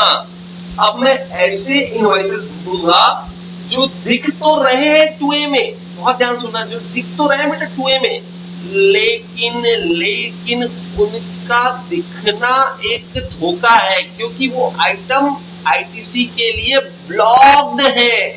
फिर से मैं एक वर्ड बोल रहा हूं बेटा, ब्लॉक्ड है। वो उनकी आईटीसी भले ही मेरे को 2A में दिख भी रही हो, मैं नहीं ले सकता, क्योंकि जीएसटी लॉ मेकर ने सेक्शन 17 सब सेक्शन 5 में उसे क्लियर कट ब्लॉक कर रखा है। तो मैं बोलूंगा भैया ऐसी आईटीसी जो कि आपकी क्या है? ब्लॉक है। ब्लॉक्ड क्रेडिट के बारे में बात कर रहा हूं। ब्लॉक क्रेडिट, इसके अंदर क्या कारण से मैं इसे हटा रहा हूं? अंडर सेक्शन 17 सब सेक्शन 5 एक डिटेल वीडियो इसके ऊपर बनेगा बेटा। इसे मैंने नाम दे दिया T3। ऐसा एक बिल आया हुआ था जो कि ब्लॉक क्रेडिट में कवर था। ब्लॉक क्रेडिट में क्या कवर होगा इसके बारे में हम सेपरेट डिस्कस करेंगे। इन टोटल 10 नंबर के 10 बिलों में से मैंने इनवॉइस लेवल पर छांट लिया बेटा। इनवॉइस लेवल पर छांटा, अमाउंट की बात नहीं कर रहा हूं। इनवॉइस लेवल में मैंने बिल को अलग अलग कर दिया। ये 10 बिल आए हुए हैं, ये लो, ये दो बिल जो है ना वो नॉन बिजनेस वाले आईटीसी को रिफ्लेक्ट करते हैं, ऐसे इनपुट्स को रिफ्लेक्ट करते हैं जो कि मेरे नॉन बिजनेस टर्मिनल, ये लो दो बिल किनारे। फिर से ढूंढा, तीन बिल मुझे ऐसे मिले जो मेरे एग्जेम्प्ट सप्लाई में मदद किए गए, जिनके इनपुट्स या इनपुट सर्विसेज का इस्तेमाल मैंने कहा किया बेटा, एक्सक्लूसिवली एग्जेम्प्ट सप्लाई में। बोला इसकी भी क्रेडिट मिली, ये लो एक दो तीन, ये तीन बिल मैंने और अलग कर दिए। मैंने देखा अरे एक बिल तो ऐसा आ गया है जिसकी क्रेडिट तो मुझे जीवन में मिल ही नहीं सकती, सेक्शन 17(5).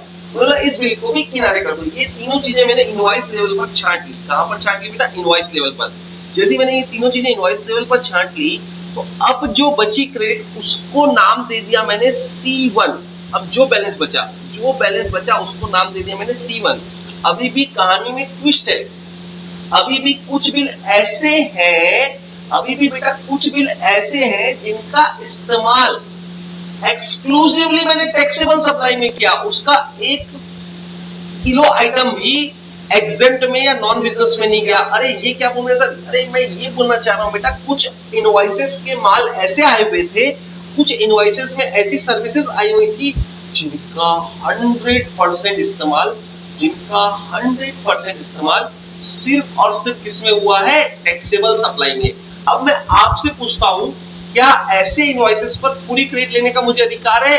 हाँ जी हाँ, पूरी 100% क्रेडिट ले सकते हो जिन इनवॉइसेस की इनपुट्स या इनपुट सर्विसेज का इस्तेमाल आपके द्वारा एक्सक्लूसिवली किसमें हुआ? एक्सक्लूसिवली हुआ टैक्सेबल सप्लाई में। तो सर मैं उनको क्यों ढूंढूं? बेटा उनको मैं इसलिए ढूंढ रहा हूं कि उनकी तो ITC without any restrictions available हो जाएगी। मैं तो रूल 42 अप्लाई करूंगा। रूल 42 किसके ऊपर अप्लाई करूंगा? कॉमन क्रेडिट के लिए। कॉमन क्रेडिट का वो हिस्सा ही नहीं बनेंगे। जो आइटम नॉट एलिजिबल है, इन 3 कारणों से वो कॉमन क्रेडिट का हिस्सा नहीं बना। और जो आइटम 100% एलिजिबल है तो उनको क्यों मैं प्रोपोर्शनेट में बांटूं? जो 100% एलिजिबल है उनको मैं क्यों प्रोपोर्शनेट में बांटूं? तो मैंने बोला भैया उनको भी मैं किनारे कर देता हूं। इस टोटल क्रेडिट में जो C1 बची है उस C1 में से ऐसे बिल को भी मैं इनवॉइस लेवल पे छांट पा रहा हूं तो उनको मैं किनारे कर दे रहा हूं। बहुत ध्यान सुनना बेटा, यहाँ पे बहुत लोग कंफ्यूज होते हैं सर इनको क्यों किनारे किया गया। मैं थोड़ी देर में इसका लॉजिक दे रहा हूं। लिखेंगे हम ITC और इनपुट एंड इनपुट सर्विसेज। ये एक बार मैंने लिख दिया, ये चली रहा है सब जगह पे। इनपुट एंड इनपुट सर्विसेज क्या लिखूं? Exclusively for taxable supply, for exclusively किसके लिए इस्तेमाल हुए हैं? Taxable supply. और आपको पता है taxable supply includes zero rated supply. जो आपने एक्सपोर्ट भी किया वो भी क्या आपकी टैक्सेबल सप्लाई है। अब मैंने वैसे इनवॉइस ढूंढे तो वैसे मुझे बेटा 3 इनवॉइस मिल गए जिसके रॉ मटेरियल जो भी आए थे उन रॉ मटेरियल का पूरा इस्तेमाल किसमें हुआ है? ऐसी चीजों में हुआ है जिनके ऊपर पूरा आउटपुट जीएसटी आता है। बहुत ध्यान से समझिएगा, ऐसी जगह पे इस्तेमाल हुआ है जिनके ऊपर पूरा आउटपुट जीएसटी आता है। अब सर इन 3 इनवॉइसों की जो भी क्रेडिट मेरे को रिफ्लेक्ट हो रही है, देखिए ये सारी चीजें, ये T1, T2, T3 और ये सब जो आगे बताने वाला हूं, ये सारी चीजें कहां दिख रही है आपको? ये सारी चीजें दिख रही है बेटा इलेक्ट्रॉनिक क्रेडिट लेजर में। इलेक्ट्रॉनिक क्रेडिट लेजर में एक बार थोड़ी देर के लिए किनारे करता हूं क्योंकि अभी उसका यूज इसलिए नहीं हो पाया क्योंकि GSTR 2 बाकी है मेरे दोस्त, बोलते ना पिक्चर अभी बाकी है। तो हम बोलते हैं कि चलो भैया ये 2A में दिख रही है। अभी तक जो बात कर रहा हूं मैं ये सब बातें कहां से कर रहा हूं? 2A में जो रिफ्लेक्ट हो रही है उनको बहुत ध्यान समझना है। 2A में मेरे नाम पे जितने 10 के 10 इनवॉइस थे सब के सब दिख रहे थे। मैं भी इनवॉइस लेवल पे छांट रहा हूं। 10 में से मैंने 5 इनवॉइस को छांट लिया, सॉरी 5 और 1 6 इनवॉइस को मैंने छांट लिया वहां से, और 3 इनवॉइस मुझे और मिल गए। 3 इनवॉइस वो इनवॉइस है जिनका 100% ITC एलिजिबल है। मतलब कोई क्वेश्चन ही नहीं अराइज है इनके ऊपर मुझे कोई प्रोपोर्शनेट आईटीसी का कोई क्वेश्चन ही नहीं अराइज है। जब क्वेश्चन नहीं अराइज है भैया तो मैं ऐसी आईटीसी को अलग से सीधा 100% अवेल कर लूं। प्रोपोर्शनेट करने की आवश्यकता नहीं। सारी मेहनत तो किसके लिए हो रही बेटा? प्रोपोर्शनेट करने के लिए हो रही है, क्योंकि वो आइटम तो एक्सक्लूसिव है। एक्सक्लूसिव है तो उसका ट्रीटमेंट भी एक्सक्लूसिव है। एक फंडामेंटल लाइन, जो चीज एक्सक्लूसिव है उसका ट्रीटमेंट भी एक्सक्लूसिव है। जैसे कि पहले मैंने क्या बोला, एक्सक्लूसिव नॉन बिजनेस, तो मैंने बोला उसकी आईटीसी नहीं मिलेगी इसलिए हटा दो। फिर बोला एक्सक्लूसिव एग्जाम सप्लाई, फिर मैंने क्या बोला, इसकी भी आईटीसी नहीं मिलेगी, हटा दो, क्योंकि ये नॉन बिजनेस और एग्जाम पे आईटीसी आपको लेने का अधिकार नहीं है। फिर मैंने बोला ब्लॉक क्रेडिट, अरे ब्लॉक क्रेडिट तो सर वैसे ही नहीं मिलता है इसलिए हटा दिया। अब मैं क्या बोल रहा हूँ, एक्सक्लूसिवली फॉर टैक्सेबल सप्लाई, अरे एक्सक्लूसिव फॉर टैक्सेबल सप्लाई मतलब इसकी पूरी आईटीसी मिलेगी।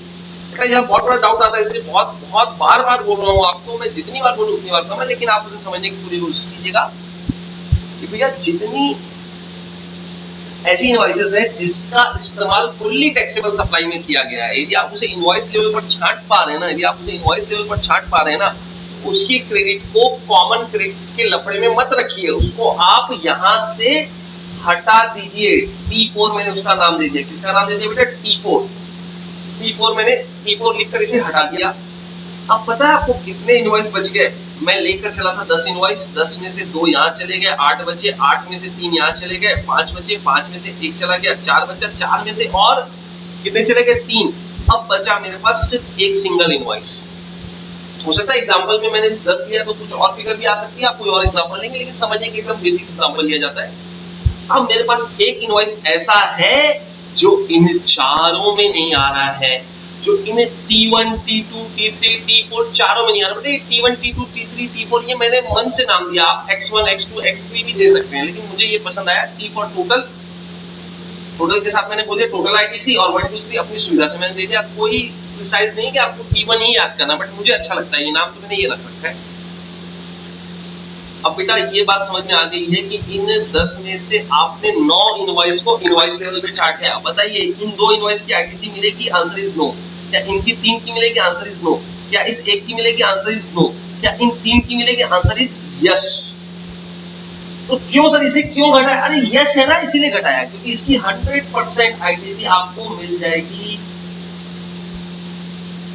100% आईटीसी आपको इसकी मिल जाएगी, इसलिए मैंने इसे घटा दिया, क्योंकि 100% आईटीसी यदि मिल जाएगी फिर तो भैया इसको अलग से डिस्प्यूट करने की आवश्यकता ही नहीं है। मैंने बोला चुपचाप इन 3 इनवॉइस की क्रेडिट लेने के लिए क्या करो, आप इन 3 इनवॉइस की क्रेडिट लेने के लिए इनको इस लफड़े से हटाओ और सीधे जाके आईटीसी में इनकी जीएसटीआर 2 में जहां फिगर दिख रही है वहां से इनको डायरेक्ट क्लेम कर लो कि भैया इनकी फुल आईटीसी मिलनी है, इसमें लफड़े नहीं है। इसलिए मैंने इसको थोड़ी देर के लिए यहाँ से हटा दिया। मतलब ये मेरे एलिजिबल, मैं यहाँ पे एक कॉर्नर में एक जगह में लिखना चाहता हूँ एलिजिबल आईटीसी। एलिजिबल आईटीसी में मेरे पास अभी तक कितने इनवॉइस हैं, एलिजिबल आईटीसी में ये 3 इनवॉइस की टोटल क्रेडिट जो फुल क्रेडिट थी वो मिल गई है। कौन से वाले, T4 वाले। मैंने थोड़ी देर के लिए एक जगह पे लिख दिया ये सारी बातें, ठीक है बेटा, आपको शायद लिख नहीं रहा होगा, मैं एक जगह के लिए लिख दिया हूँ, ये मैंने यहाँ पे लिखा है। एलिजिबल आईटीसी में ये वाले 3 इनवॉइस गए हैं, इनको मैंने यहाँ लिख दिया और T4 इनका नाम भी दे दिया, ठीक है, नीचे लिख दिया। अभी थोड़ी देर में समझ में आएगा ऐसा मैंने क्यों लिखा है। चलिए यहाँ तक की बातें बहुत इजी वे में हमारी हो चुकी है। अब बेटा जो बचा ना, ये है आपकी कॉमन क्रेडिट। ये जो एक बिल है ना, इस बिल का इस्तेमाल सब जगह पे हुआ है। इसमें जितना माल आया ना, जो भी इनपुट या इनपुट सर्विसेज आई ना बेटा, इसका इस्तेमाल ना मेरे यहाँ सब जगह हुआ है। मैं इस इस्तेमाल को बिल लेवल पर नहीं ढूंढ पा रहा हूँ, इस इस्तेमाल को मैं बिल लेवल पर नहीं ढूंढ पा रहा हूँ, तभी तो ये कॉमन क्रेडिट है बेटा। जब मैं उसे इनवॉइस लेवल में ढूंढ लेता तो यहीं पे मेरा काम हो जाता है। इसकी ये वैसे गेम हो गया, चिड़िया उड़, कौवा उड़, तोता उड़, ऐसे ही होता है। मैंने बोला T1 की आईटीसी नहीं मिलेगी, T2 की आईटीसी नहीं मिलेगी, T3 की भी आईटीसी नहीं मिलेगी, T4 की आईटीसी पूरी मिल जाएगी। तो मैंने उड़ा दिया उसको, उड़ाकर यहाँ से हटा दिया, हटाकर यहाँ पर ले आया। अब जो बच गए उनके लिए हमने बोला जो बच गए वो चले जाए रूल 42 में, जो बच गई वो बातें रूल 42 में डिसाइड होगी कि उनमें से किसकी क्रेडिट मिलेगी, या मिलेगी तो कितनी प्रोपोर्शनेट में मिलेगी और कितने प्रोपोर्शनेट में क्रेडिट नहीं मिलेगी। बहुत ध्यान समझना। अभी हमने अपना एक मकसद पूरा कर दिया, कॉमन क्रेडिट को ढूंढ लिया। अपन ने जो ये बैलेंस आया ये क्या कहलाएगा बेटा, कॉमन क्रेडिट ऑफ आईटीसी। ये इसे मैं नाम दे दिया C2, C फॉर कॉमन। और ये कॉमन क्रेडिट जो इस एक बिल की, कई और बिल भी हो सकते हैं, मेरे एग्जांपल में एक ही बचा, उसकी बात कर रहा हूँ। C2 कॉमन क्रेडिट, बहुत ध्यान सुना। अब मेरा सेकंड स्टेप स्टार्ट होता है। स्टेप 1 मेरा खत्म हो गया, स्टेप 1 को मैंने यहाँ नाम भी लिख दिया। स्टेप वन क्या हो गया भैया? Compute common credit. Step one को मैंने नाम भी दे दिया यहाँ पे, कंप्यूट कॉमन क्रेडिट। और कंप्यूट हो गई आपकी common credit? Yes sir, common ITC जो है जिसको मुझे डिसाइड करना है यहाँ पे, वो आ चुकी है। ये आपके सामने कॉमन क्रेडिट। अब बेटा कॉमन क्रेडिट का आपको पता है क्या क्या इस्तेमाल हुआ है? बिजनेस में भी हुआ है, नॉन बिजनेस में भी हुआ है, एग्जेम्प्ट में भी इस्तेमाल हुआ है और टैक्सेबल में भी हुआ। अब क्वेश्चन ये है कि कितना इस्तेमाल कहाँ हुआ है, क्या ये आपको पता चल पा रहा है? नहीं पता चल पा रहा तो बेटा फिर यहाँ तक आने की आवश्यकता ही नहीं थी। सेक्शन 17(1), 17(2) लगा देते आप और लगाकर वहीं से परसेंटेज से आप ढूंढ लेते कि इतना प्रतिशत इसमें इस्तेमाल हुआ, इसलिए इतने का मिलेगा, इतना प्रतिशत इसमें इस्तेमाल हुआ, इसलिए इस पार्ट का आईटीसी नहीं मिलेगा। लेकिन यहाँ पर क्लियर नहीं है, तभी तो आप इस मुद्दे तक आए हैं, रूल 42 तक। अब आप बात करेंगे स्टेप 2 की। अच्छा, अब इसमें से कितना पार्ट का आईटीसी मिलेगा, कितना नहीं मिलेगा, ये इनवॉइस लेवल पर आप आइडेंटिफाइड नहीं कर पा रहे हैं जीएसटीआर 2A से, इसलिए तो आपको रूल 42 में कैलकुलेशन करनी है। अच्छा, आप मुझे बताइए इस C2 में, ये जो C2 में यहाँ लिख रहा हूं, मैं थोड़ा सा एरो बना के किनारे में थोड़ा समझाने वाली बात है। ये यहाँ तक जो लिख रहा हूँ ये फॉर्मूले वाली बात है, जिसको थोड़ा सा ध्यान में रखना, ये समझने वाली बात है। इस C2 की क्रेडिट का इस्तेमाल कहाँ पे यूज हुआ? अब मैं आपसे पूछता हूँ, इसका सर इस्तेमाल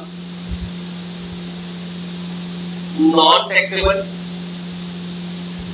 या जिसे और अच्छे से बोलूं तो कहाँ इस्तेमाल हुआ? एग्जेम्प्ट में भी सर इसका इस्तेमाल हुआ। अच्छा, एग्जेम्प्ट में हुआ, कोई बात नहीं।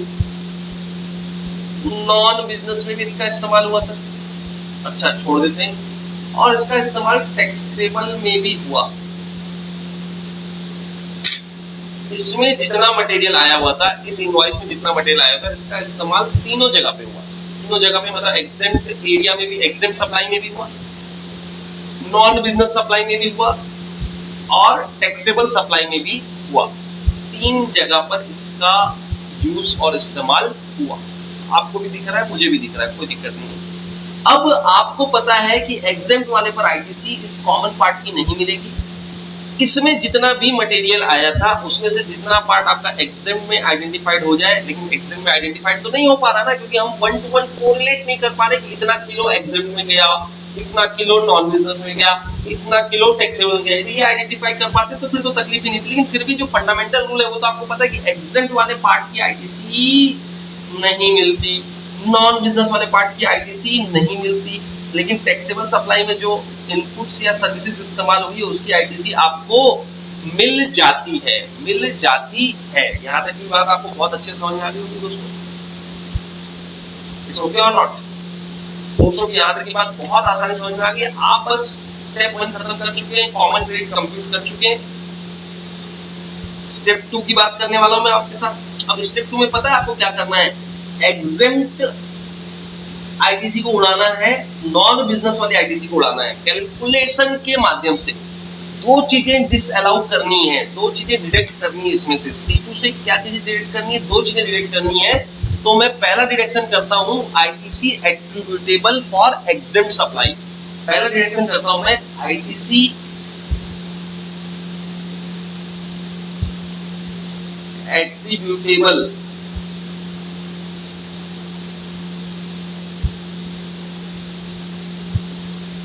आईटीसी एट्रिब्यूटेबल फॉर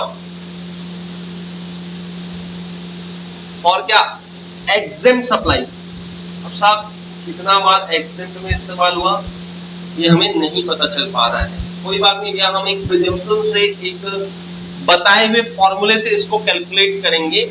और इसको मैंने नाम दे दिया, इसको मैंने नाम दे दिया D1। इसको मैंने नाम क्या दे दिया बेटा? D1, deduction 1। किसको लेकर हो रही है? डिडक्शन 1 जो हो रही है attributable for use in exempt supply. Exempt supply में कितना मटेरियल इस्तेमाल हुआ। अब बेटा चूंकि मेरे पास इसका प्रिसाइज डाटा नहीं है, प्रिसाइज डाटा कितना किलो, कितना क्वांटिटेटिव डिटेल नहीं है कि कितना इसमें इस्तेमाल हुआ, कितना उसमें होता, तो मुझे ये समस्या नहीं आती। तो हम इसे वैल्यू के बेसिस में बांटेंगे। रूल 42 बोलता है कि इसके लिए आप क्या कीजिए, वैल्यू से इसका प्रोपोर्शनेट निकालिए। वैल्यू कैसे निकालिए? जो आपकी कॉमन आईटीसी आ रही थी, कॉमन आईटीसी कौन सी वाली भैया, ये C2, इसको आप यहाँ लिख लीजिए। C2 आपने लिख लिया।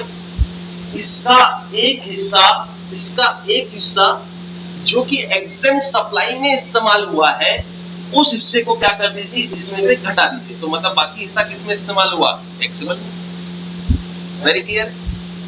जो हिस्सा एग्जेम्प्ट में सप्लाई हुआ, जो एग्जेम्प्ट सप्लाई में इस्तेमाल हुआ, उस हिस्से को इसमें से घटा दीजिए।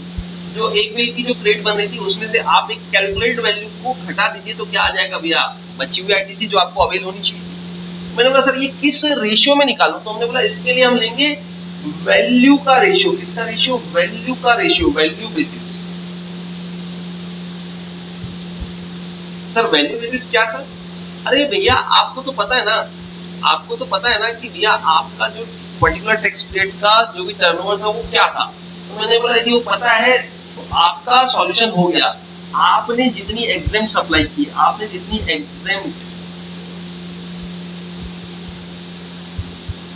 सप्लाई की और आपका जितना टोटल टर्नओवर था, उन दोनों को प्रोपोर्शनेट निकाल दीजिए। मान लेते हैं आपने 16 लाख रुपए की टोटल सप्लाई की थी, जिसमें से आपका एग्जेम्प्ट सप्लाई 8 लाख रुपए की है। तो 50% सप्लाई आपकी एग्जेम्प्ट हुई है इस पर्टिकुलर टैक्स पीरियड में। तो ये प्रिज्यूम किया जाएगा कि इस इनवॉइस का जो भी क्रेडिट बना था उसका 50% क्या था, एग्जेम्प्ट में इस्तेमाल हुआ। तो उसको D1 के नाम में हम उड़ा देंगे, लेस कर देंगे।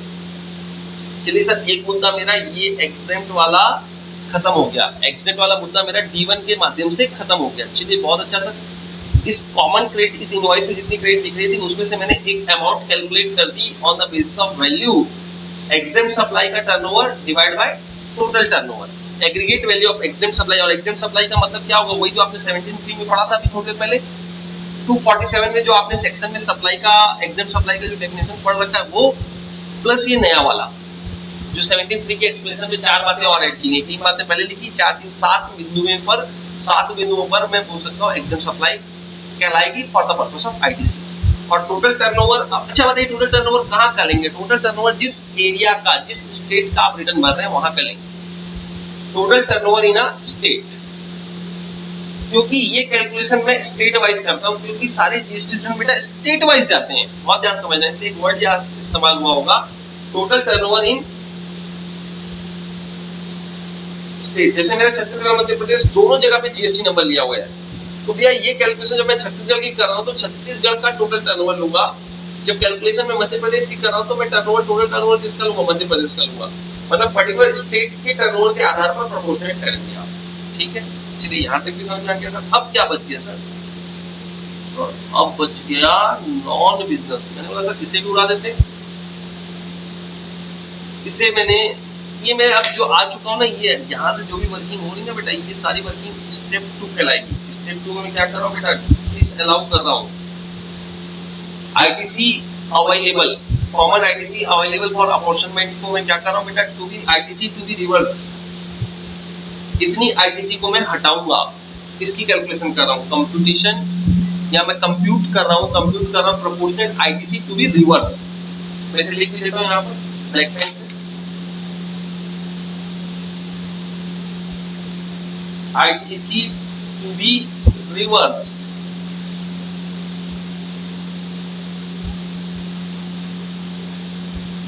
और इसे मैं लिखता हूं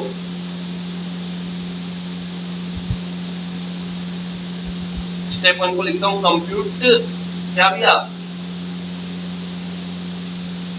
कॉमन क्रेडिट। स्टेप 1 में मैंने क्या कंप्यूट किया, कॉमन क्रेडिट क्या थी। स्टेप 2 में मैंने कंप्यूट किया आईटीसी टू बी रिवर्स, जिसमें से एक अमाउंट आ गई मेरी D1 वाली। अब एक अमाउंट और जो आएगी उसको मैं नाम देता हूं क्या, D2। समझ में आ रही है ना बात बेटा, समझ में आ रही है बात आपको, D2। बस खत्म होने वाला है, सारी समस्याएं खत्म है बेटा। बस ये वो आईटीसी होगी, ये वो आईटीसी होगी जो एट्रीब्यूटेबल हुई है, जो एट्रीब्यूटेबल हुई है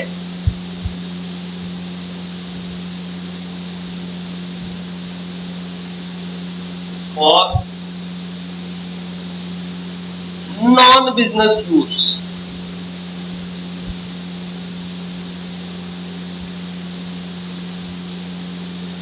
नॉन बिजनेस यूज पर भी आपको आईटीसी नहीं मिलता, लेकिन ये आइडेंटिफाइड नहीं हो पा रहा था कि ये पूरा बिल गया था या ऐसा कुछ पार्ट, तो कुछ पार्ट गया था, इसलिए तो कॉमन क्रेडिट बिल अपने में आ गई C2 में। अब मैं आपसे पूछता हूँ, नॉन बिजनेस यूज की चीजों का भी रिवर्सल करना है, तो लॉ मेकर बोला भैया कितने फॉर्मूले बनाऊंगा, कितने फॉर्मूले बनाऊंगा, जितने बनाने थे मैंने सब बना दिए। तो अब इन्होंने एक प्रिजम्पशन ले ली। वो प्रिजम्पशन क्या ले ली? इन्होंने प्रिजम्पशन ले ली कि जितनी कॉमन आईटीसी थी, जितनी कॉमन आईटीसी थी,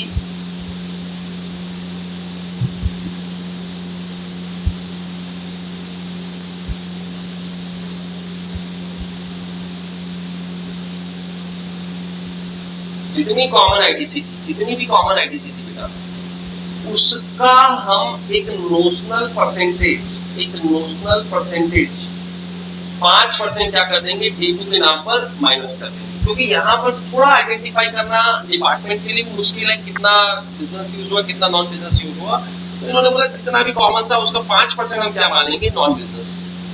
यदि आप बता दो तो बहुत अच्छा, फिर तो हम एक्चुअल ले लेंगे। यदि आप नहीं बता पाते तो फिर रूल 42 में साफ साफ बोल रखा है कि यदि इस एक इनवॉइस के इन 3 एलिमेंट को ढूंढना है, कितना एग्जेम्प्ट में यूज हुआ, कितना नॉन बिजनेस में, कितना टैक्सेबल में, तो हमने एग्जेम्प्ट को फॉर्मूला बेस्ड ऑन वैल्यू निकाल दिया, नॉन बिजनेस को एक एजम्पशन बेसिस में निकाल दिया। जब ये दोनों इसमें से माइनस हो गया, जो बचा वो क्या आ गया भैया, कितना इनपुट किस में इस्तेमाल हुआ, टैक्सेबल में, और टैक्सेबल वाले इस्तेमाल पर आपको आईटीसी 100% मिल जाती है। तो C2 में से ये दो चीजें घटा दो, ये दो चीजें घटा दो C2 से, क्या ये दो चीजें घटा दो बेटा, C2 से आप ये दो चीजें घटा दो, तो जो बचा क्या आ जाएगा आपका, टैक्सेबल यूजेस वाली आईटीसी। और टैक्सेबल यूजेस वाली आईटीसी का तो इनपुट मिलना है, आपको उसका पूरा इनपुट मिलना है। तो ये जो अब इन दोनों को घटाने के बाद आया ना बेटा, इसको मैंने नाम दे दिया क्या, C3। इसको नाम दे दिया मैंने क्या, C3। C3 इक्वल टू, इसको मैं एक नाम और अच्छे से लिख देता हूं, एलिजिबल कॉमन क्रेडिट्स। ये कॉमन क्रेडिट का वो हिस्सा है जो आपके लिए एलिजिबल है, जबकि ये कॉमन क्रेडिट की वो अमाउंट है जो पूरी की पूरी एलिजिबल नहीं थी, जिसमें से कुछ डिडक्शन होना बाकी था, डिडक्शन के बाद का है। तो मैं बोल सकता हूं कि मुझे एलिजिबल आईटीसी कितनी मिलेगी, एलिजिबल आईटीसी मुझे मिलेगी, मुझे जो एलिजिबल आईटीसी बेटा वो मिलेगी जो मेरे को यहाँ पर कहीं T4 लिखा था ना आपने, जो 100% एलिजिबल थी वो, और ये C3, ये दोनों मेरे लिए क्या है, कहीं ना कहीं फुल्ली एलिजिबल है। C3 eligible common credit after rule 42, ठीक है। ये दोनों का सम टोटल कर देता हूं, तो ये मेरा पर्टिकुलर उस मंथ का अवेलेबल आईटीसी हो गया। अब दोस्तों, चूंकि आप एक बात बहुत ध्यान समझना, ये डायग्राम पहले तो आपको समझना बहुत इंपॉर्टेंट है। मैं उम्मीद करता हूं कि काफी चीजें तो आपके दिमाग में क्लियर हो चुकी है। मैं फिर से आपको सारे लॉजिक रखूंगा कि ऐसा क्यों और काहे के लिए किया जा रहा है, बहुत ध्यान से देखिएगा।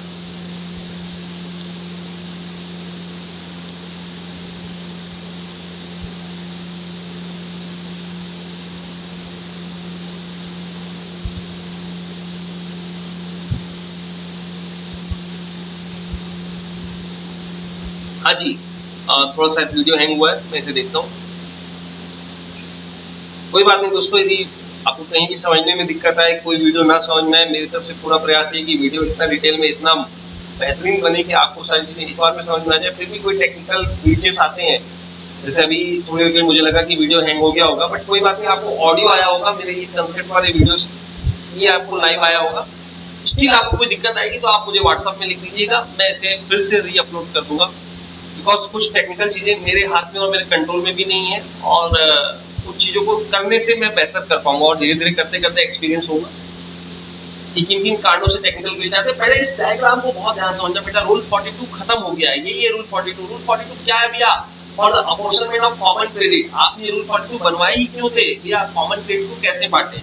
मुद्दा इन सब में दिक्कत नहीं है, मुद्दा दिक्कत इनकी क्रेडिट को लेकर आ रहा था, जो ऐसा इनवॉइस आया है जिसके कुछ इस्तेमाल किसमें हुए, टैक्सेबल में, कुछ इस्तेमाल एग्जेम्प्ट में, कुछ इस्तेमाल नॉन बिजनेस में। तो वहां पर हमने बोला कि D1 D2 आपका रूल 42 पूरा फोकस करता है D1 और D2 के अमाउंट को कैलकुलेट करने के लिए, लेकिन चूंकि जब आप वर्किंग स्टार्ट करेंगे बेटा, तो वर्किंग आप स्टार्ट करेंगे GSTR 2A से, और आपके GSTR 2A में मैंने एक एग्जांपल दिया, कितने 10 इनवॉइस थे, 10 इनवॉइस में मैंने छांटना स्टार्ट किया बेटा, 10 इनवॉइस को ऐसे ऐसे करके छांटा तो शुरू के 2 इनवॉइस ऐसे मिल गए जो कि एक्सक्लूसिवली कहां इस्तेमाल हुए, नॉन बिजनेस। मैंने बोला ये चूंकि नॉन बिजनेस में इस्तेमाल हुए तो इसने इनकी आईटीसी बिल्कुल भी नहीं मिल सकती, तो मैंने इसको टोटल आईटीसी से घटा दिया, इन 2 इनवॉइसेस को निकालकर किनारे रख दिया, 2 इनवॉइसेस को निकाला, उठाकर किनारे रख दिया, इट्स ओके।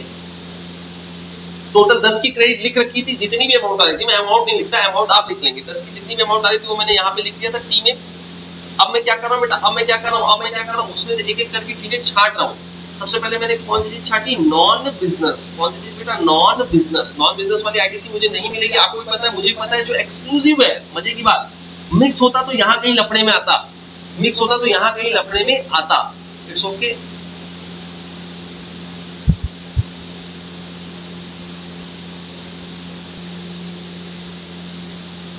चलिए यहाँ तक की बात आपको समझ में आ गई। T1, फिर मैंने कुछ ऐसे इनवॉइस ढूंढे, उन 10 में से मैंने अल्टा पलटा के देखा, अरे भैया कौन सा ऐसा आइटम है जो मेरे पूरा का पूरा किसमें इस्तेमाल हुआ, एग्जेंट सप्लाई को करने में। ऐसे मुझे 3 इनवॉइस मिल गए, तो मैंने उन तीनों की क्रेडिट को कहां से उड़ा दिया बेटा, T2 के नाम से टोटल में से हटा दिया। ये 2 माइनस हो गए, ये माइनस हो गया, ये माइनस हो गया, इट्स ओके, ये दोनों माइनस हो गए। अब इन दोनों को माइनस करने के बाद मैंने कुछ और इनवॉइसेस को पलटा के देखा, तो एक इनवॉइस जो मुझे दिख रहा था वो ऐसा मिला जिसकी क्रेडिट में चाहत कर भी नहीं ले सकता, जो भले ही 2A में दिख रहा है बट मैं नहीं ले सकता। मतलब मैं ब्लॉक क्रेडिट की बात कर रहा हूँ, वो सेक्शन 17(5) में साफ साफ मना किया गया है कि आप उसी क्रेडिट लेने के लिए एलिजिबल नहीं है। तो मैंने वैसे एक इनवॉइस को भी हटा दिया। अब चूंकि इन 3 इनवॉइस को हटाने के बाद जो बचा उसको मैंने एक टेम्परेरी नाम दे दिया C1, उसको मैंने एक टेम्परेरी नाम क्या दे दिया बेटा, C1। C1 क्या कहलाएगा आपका, अपने आप में एक कॉमन क्रेडिट का वो हिस्सा जो T1, T2, T3 घटाने के बाद का। अभी इसमें से मुझे कुछ ऐसे इनवॉइस भी ढूंढने हैं जिनके ऊपर तो कोई क्वेश्चन मार्क ही नहीं है, जो 100% एक्सक्लूसिवली किसने इस्तेमाल हुए, टैक्सेबल सप्लाई के लिए इस्तेमाल हुए, जिनका मटेरियल, जिनकी इनपुट सर्विसेज किसने इस्तेमाल हुई है, 100% टैक्सेबल सप्लाई में इस्तेमाल हुई है। तो भैया उसमें तो कोई लफड़ा ही नहीं है, कोई डिस्प्यूट ही नहीं है। जब डिस्प्यूट ही नहीं है तो मैं उन्हें कॉमन के बंटवारे में क्यों रखूं, मैं उसे किनारे करके ले जाता हूं। उन 3 इनवॉइस को मैंने ढूंढा और उनकी क्रेडिट को मैंने जोड़ के अलग से एक जगह पे लिखकर उसको क्लेम कर लिया, इट्स ओके। तो मैं, आपको पता है, जो 2A में दिख रहा था उसमें से मैंने इसकी क्रेडिट नहीं ली, इसकी नहीं ली, इन 3 जो बिजनेस यूज नहीं हुए थे उनकी नहीं ली, जो मेरे एग्जेम्प्ट सप्लाई में इस्तेमाल हुए उनकी नहीं ली, जो ब्लॉक था उसकी नहीं ली, लेकिन इन 3 बिलों की क्रेडिट मैंने तुरंत पूरी की पूरी उठा ली, इट्स ओके। यहां तक की बात भी आपको समझ में आ गई। अब बेटा जो बच गया वो क्या है, अब जो बच गया वो इनवॉइसेस है जिनकी चीजों का इस्तेमाल, जिनकी इनपुट या इनपुट सर्विसेज का इस्तेमाल कॉमनली हुआ है, जिनकी इनपुट और इनपुट सर्विसेज का इस्तेमाल कॉमनली हुआ है। कॉमन क्रेडिट के नाम से मैं उनका एक नॉमेनक्लेचर रखता हूं, इट्स ओके, कॉमन क्रेडिट। तो ये कहलाएगी मेरी कॉमन क्रेडिट। अब इस बिल को मैं क्या करूं बेटा, इस बिल को पता है मैं क्या करूंगा, इस बिल को एज पर जीएसटी लॉ, इस बिल की पहले तो मैं पूरी आईटीसी लूंगा, क्योंकि मुद्दा ये है कि कितना मिलना था कितना नहीं मिलना था, क्योंकि जीएसटीआर 2A से जब मैं जीएसटीआर 2 भरने की मैकेनिज्म की बात कर रहा था तो मैं वहां से, मेरे पास 3 ऑप्शन है किसी बिल को, एक्सेप्ट और रिजेक्ट और अपलोड। जो छूटे हुए बिल है वो मैं अपलोड कर सकता हूं। तो कहीं ना कहीं मुझे इस बिल को एक बार फुल्ली एक्सेप्ट करना पड़ेगा, तो मैंने इसकी आईटीसी को, कॉमन क्रेडिट की आईटीसी को एक्सेप्ट कर लिया। मैंने एक्सेप्ट करके एक बार तो मैंने इस अमाउंट, इस बिल में जितनी भी आईटीसी बनी थी उसको मैंने अपने आईटीसी में क्लेम कर लिया। लेकिन दोस्तों इसमें से वो इस एक बिल के अंदर 3 एलिमेंट में इसका इस्तेमाल हुआ है, एक्सेप्ट में भी और एक सेकेंड,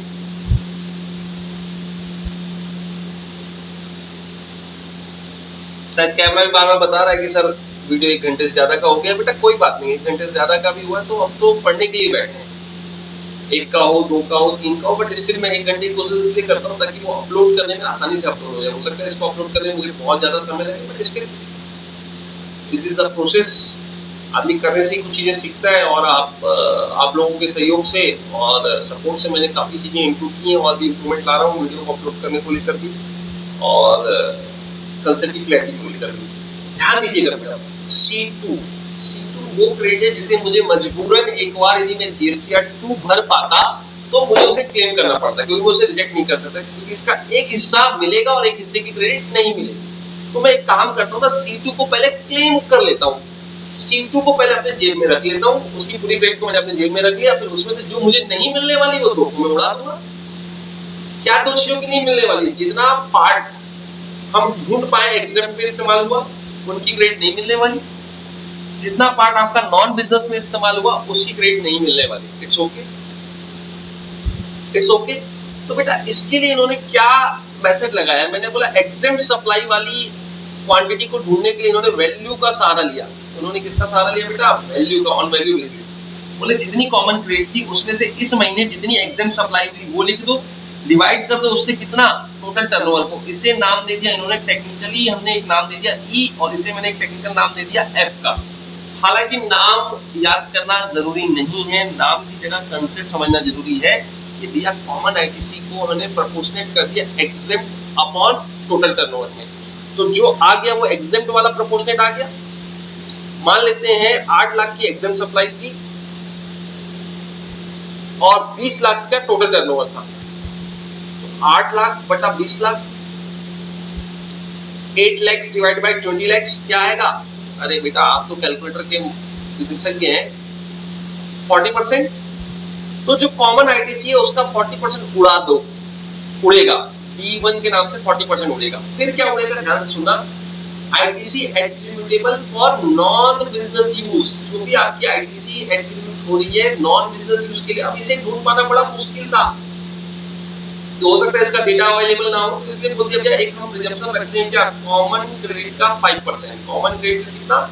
5% हम क्या कर देंगे, D2 के नाम पे उड़ा देंगे। तो अब C2 minus D1 D2 equal to C3। लेकिन पोर्टल में वर्किंग कैसे होगी आपको पता है? आप C2 को क्लेम कर चुके हो, कोई बात नहीं, ले लिया, लेकिन D1 D2 आपको नहीं लेना था, उतनी अमाउंट को नहीं लेना था, तो कोई बात नहीं ना भैया, मुझे आपसे 80 रुपए लेने थे, लेकिन आपने मुझे 100 का नोट दे दिया, तो मैं उसको 100 का नोट रख के 20 रुपए लौटा दूंगा। अरे समझ रहे हैं आप मेरी बात को? 100 रुपए रख के 20 रुपए लौटा दूंगा, तब भी तो क्या होगा भाई, 80 रुपए का हिसाब हुआ ना, तो मैं 100 रुपए पूरा ले लूंगा पहले, फिर ये 20 रुपए जो बन रहा था ये मैं लौटा दूंगा। अब ये लौटेगा कैसे पता है आपको? ये लौटेगा आईटीसी के रिवर्सल के थ्रू, जिसके बारे में आपसे डिटेल में बात करने वाला हूँ।